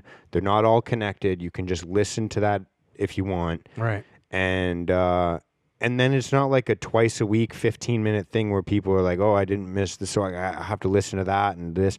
I just wanted to streamline it and be like, I had to ask myself, like, why are you really doing this? Yeah. Is this your job? No, I have a fucking career already. Yeah. Like, I already have a trade. I already have a way to make my money. Right. I started this in the first place because I love podcasts. And I wanted to make something that I love. And I wanted to enjoy it. And I enjoy talking. Yeah. That's why I do this. Like, I enjoy conversation. And like, you can sit and yell at your phone by yourself and make a podcast episode until you're blue in the face. I've done it. Right. But it's not what I enjoy. Like, I like people. You like yeah. I like enjoying 100%. that. Like, I Yeah, like, yeah. and you know, and that to me is more fun and more rewarding when you get like funny interactions or a conversation where you're like, oh, that really made me think. That's like, that is the reward that I was looking for. Right. I thought that it was like, if I can grow this podcast, and like there was like a few times where I got kind of captured by my audience where, you know, I'd get messages and people would be like, oh, you talked about this on their solo episode and I really liked it. So I was like, I'll talk about that more. Yes. You know, like I got captured, and it became like this thing where like I was thinking about that too much. And so just for the time being, like there's going to be an episode I record either later today or tomorrow where I'm just going to basically just say like, hey, we're changing the schedule up. I'm going to just be posted. So this will be the first interview of Just the... announcing it right now. Yeah, it's just like things are going to change. I just need to get back to the source Right, of like right. why I'm doing this. Right. That's so awesome, man. I think you're going through a natural creative process that a lot of creators go through. I kind of went through this in my own way the last year and a half with like trying to create, because I'm trying, like, you know, you said it, like you started doing the podcast because you enjoy it. You already have like, I want to create a media company. That's what I'm after, like this vision. And when you go after a vision and you create something and you try to produce it, what you quickly begin to realize is that in order for this to come about, many things about you have to improve. Many things about you have to change. But that only happens through just repetition. And it seems like you've gone through enough. All of us need to go through it's different for everybody, but everybody needs to go through a certain amount of repetitions before they recognize the change that they need to make. Maybe someone else sees it already, but you can't force it, right? Well, my coach, he calls it like he calls it burning through your karma. I don't know exactly what that means, but like everybody, you know, I think like how long you've had the podcast now? For almost 3 years? Oh, 2 years? dude, I'm a dumbass. It took me 4 fucking years. That's not being dumb, bro. That's just I'm time. so dumb and stubborn. Well, that makes two of us, bro. I tell That, everybody like I'm literally, an idiot. I had to have one of my best friends be like, dude, it's been 4 fucking years. And like, dude, I'm not trying to say like, Yeah.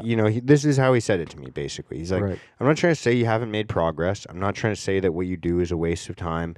I'm just saying it's been 4 years. Right. And the way that you measure your success, you're not getting closer to it Right. Right. in the way that you want to. Right. And so, like, it was a weird conversation because it's uncomfortable to have someone call you out like that. Right. But basically, But he you was, can probably appreciate it being someone that does call out. You're probably like, fuck, I probably need to hear this. yeah, he was Yeah. like, look, like, I'm not saying stop. I'm saying pivot. Like, Yes. like you need to change something. Right. Because you're burning yourself out. Right. You're not making the thing that you wanted to make anymore. It's Right. like you've gotten distracted. Right. Right. And like for me, it was at first I was in denial. I was like, all right, bro, I appreciate the advice, but fuck off. You don't understand. Like, it was kind of that's the way I take advice. Right. Until I had to actually sit in it and think like, oh yeah, like it is pretty fucking retarded of me to just be like, I'm going to do the same thing Over and over. over and over again, twice a week for 4 years, expect a certain outcome, Right. and then be grumpy when it doesn't happen. Right. And not be able to read the fucking writing on the wall Or be able to read the room. and just say, say like, hey, it's not that you have to stop this. It's Right. not that you're even doing the wrong thing. Right. It's just Well, like change the way you think about it. We're in the Make a pivot. We're in the media space, right? You have to be able to take feedback from your audience, and in the media is measured by one thing, right? It's attention. Consumption. It's yeah. attention and consumption. And if you're not seeing more consumption of your product taking place, the market is telling you that you've You're out already to lunch. you've Yeah, you're- maxed out the amount of people that want to pay attention to your stuff. Your ear's You know what not I mean? on the ground. Right. Yeah. Because and I went through this too, bro. Like when you come out and you want to create, you have to understand there's a fine balance between creating what the crowd wants and needs and also staying true to your own art and what you want to create. It's a happy medium. Mm-hmm. If it's ever swung far into either one direction, it's just not going to work. Mm-hmm. And if you're thinking way too much of trying to create something that the audience wants to see, then you're holding on to what it is and you're being stubborn in that way. Mm-hmm. But if you only create just for the crowd, now you've kind of sold out. That's the way I kind of see it. You know what I mean? You Yes. have no sense of self of who you are. Yeah. And it's a happy medium. And I went through it. Like I said, you've been learning it through the podcast, but like I've been quietly like the last 2 years just banging away at these tracks and how much I've learned about what it takes to create and finding the balance between, what's your art. But at the end of the day, art is meant to be seen. It's meant to go out there and present to the crowd, and where you want to meet your audience at. Because if you want to build an audience, it has to be something that's like relatable. People want to listen to. People want to see. And sometimes what you want to present isn't just what people want to see. It's that simple or want to hear. You know what I mean? Or you're not delivering, like I said earlier, like you're maybe just not delivering it in the palatable way for them to chew it and digest Right. it. And I mean, this is the difficulty of the space, man. This is why what you are doing is difficult. Like the fact that you're getting on here, recording yourself, and you don't talk about just bumfuck shit. Like you talk about deep personal stuff. That's not an easy thing to do. And I think what's happened is you've needed to hone in on these skills for the past 3 years, which has happened.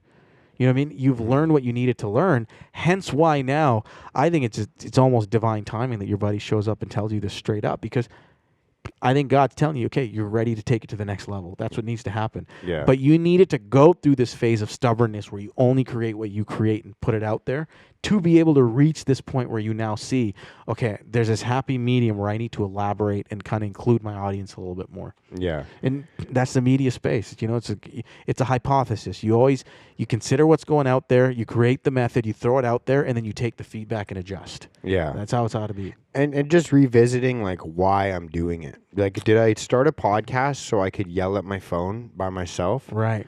No. Like if all's said and done and nobody listens to the podcast, I'd rather look back and be like, yo, I got to talk. Like, dude, some of the proudest moments of this podcast are just like, yo, can you believe I had a doctor on? Like a fucking doctor. Yeah. I'm a fucking idiot carpenter, and I somehow was able to have a doctor on for a fucking full Right. hour, 2 hours to just sit and talk Right. to me. It's crazy. Like, that's insane. But no- like, it's so crazy that I've had that opportunity. Like, those are the times that I think, like, that was such a sick opportunity. Or the friends I've met through this, like people in different provinces or different countries.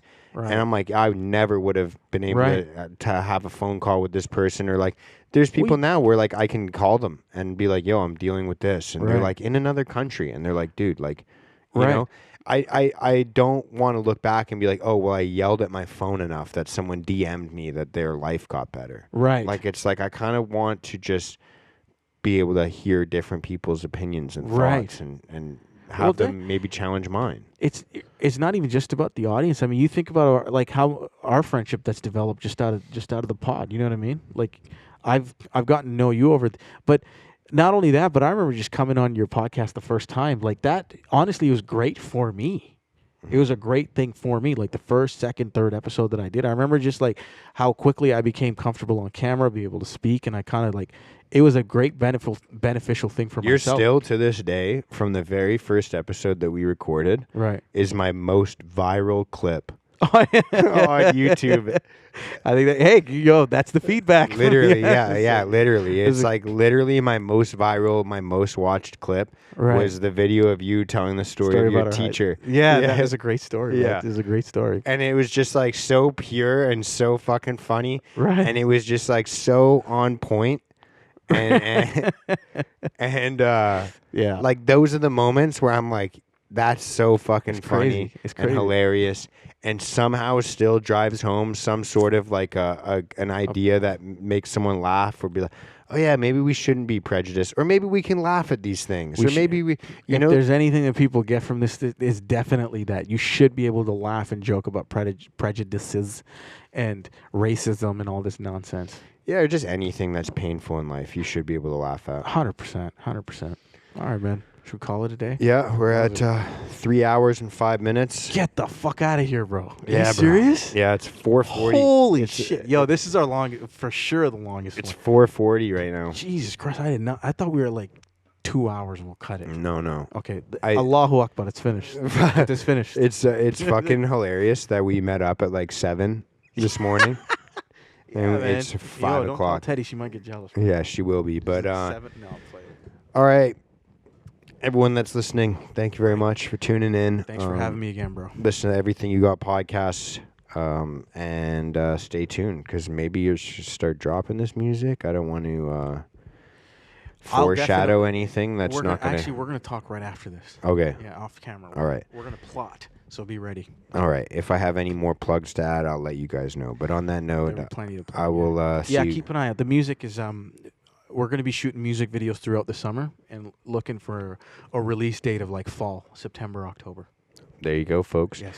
All right, so stay tuned for some big announcements coming up, and stay tuned for some more interviews, as you guys heard. Try to do a little bit less of the ranting to my phone. Maybe honestly, if I feel like compelled, this is not, I'll talk about it in another episode, but much love, peace out, love you all. See you soon. Bye.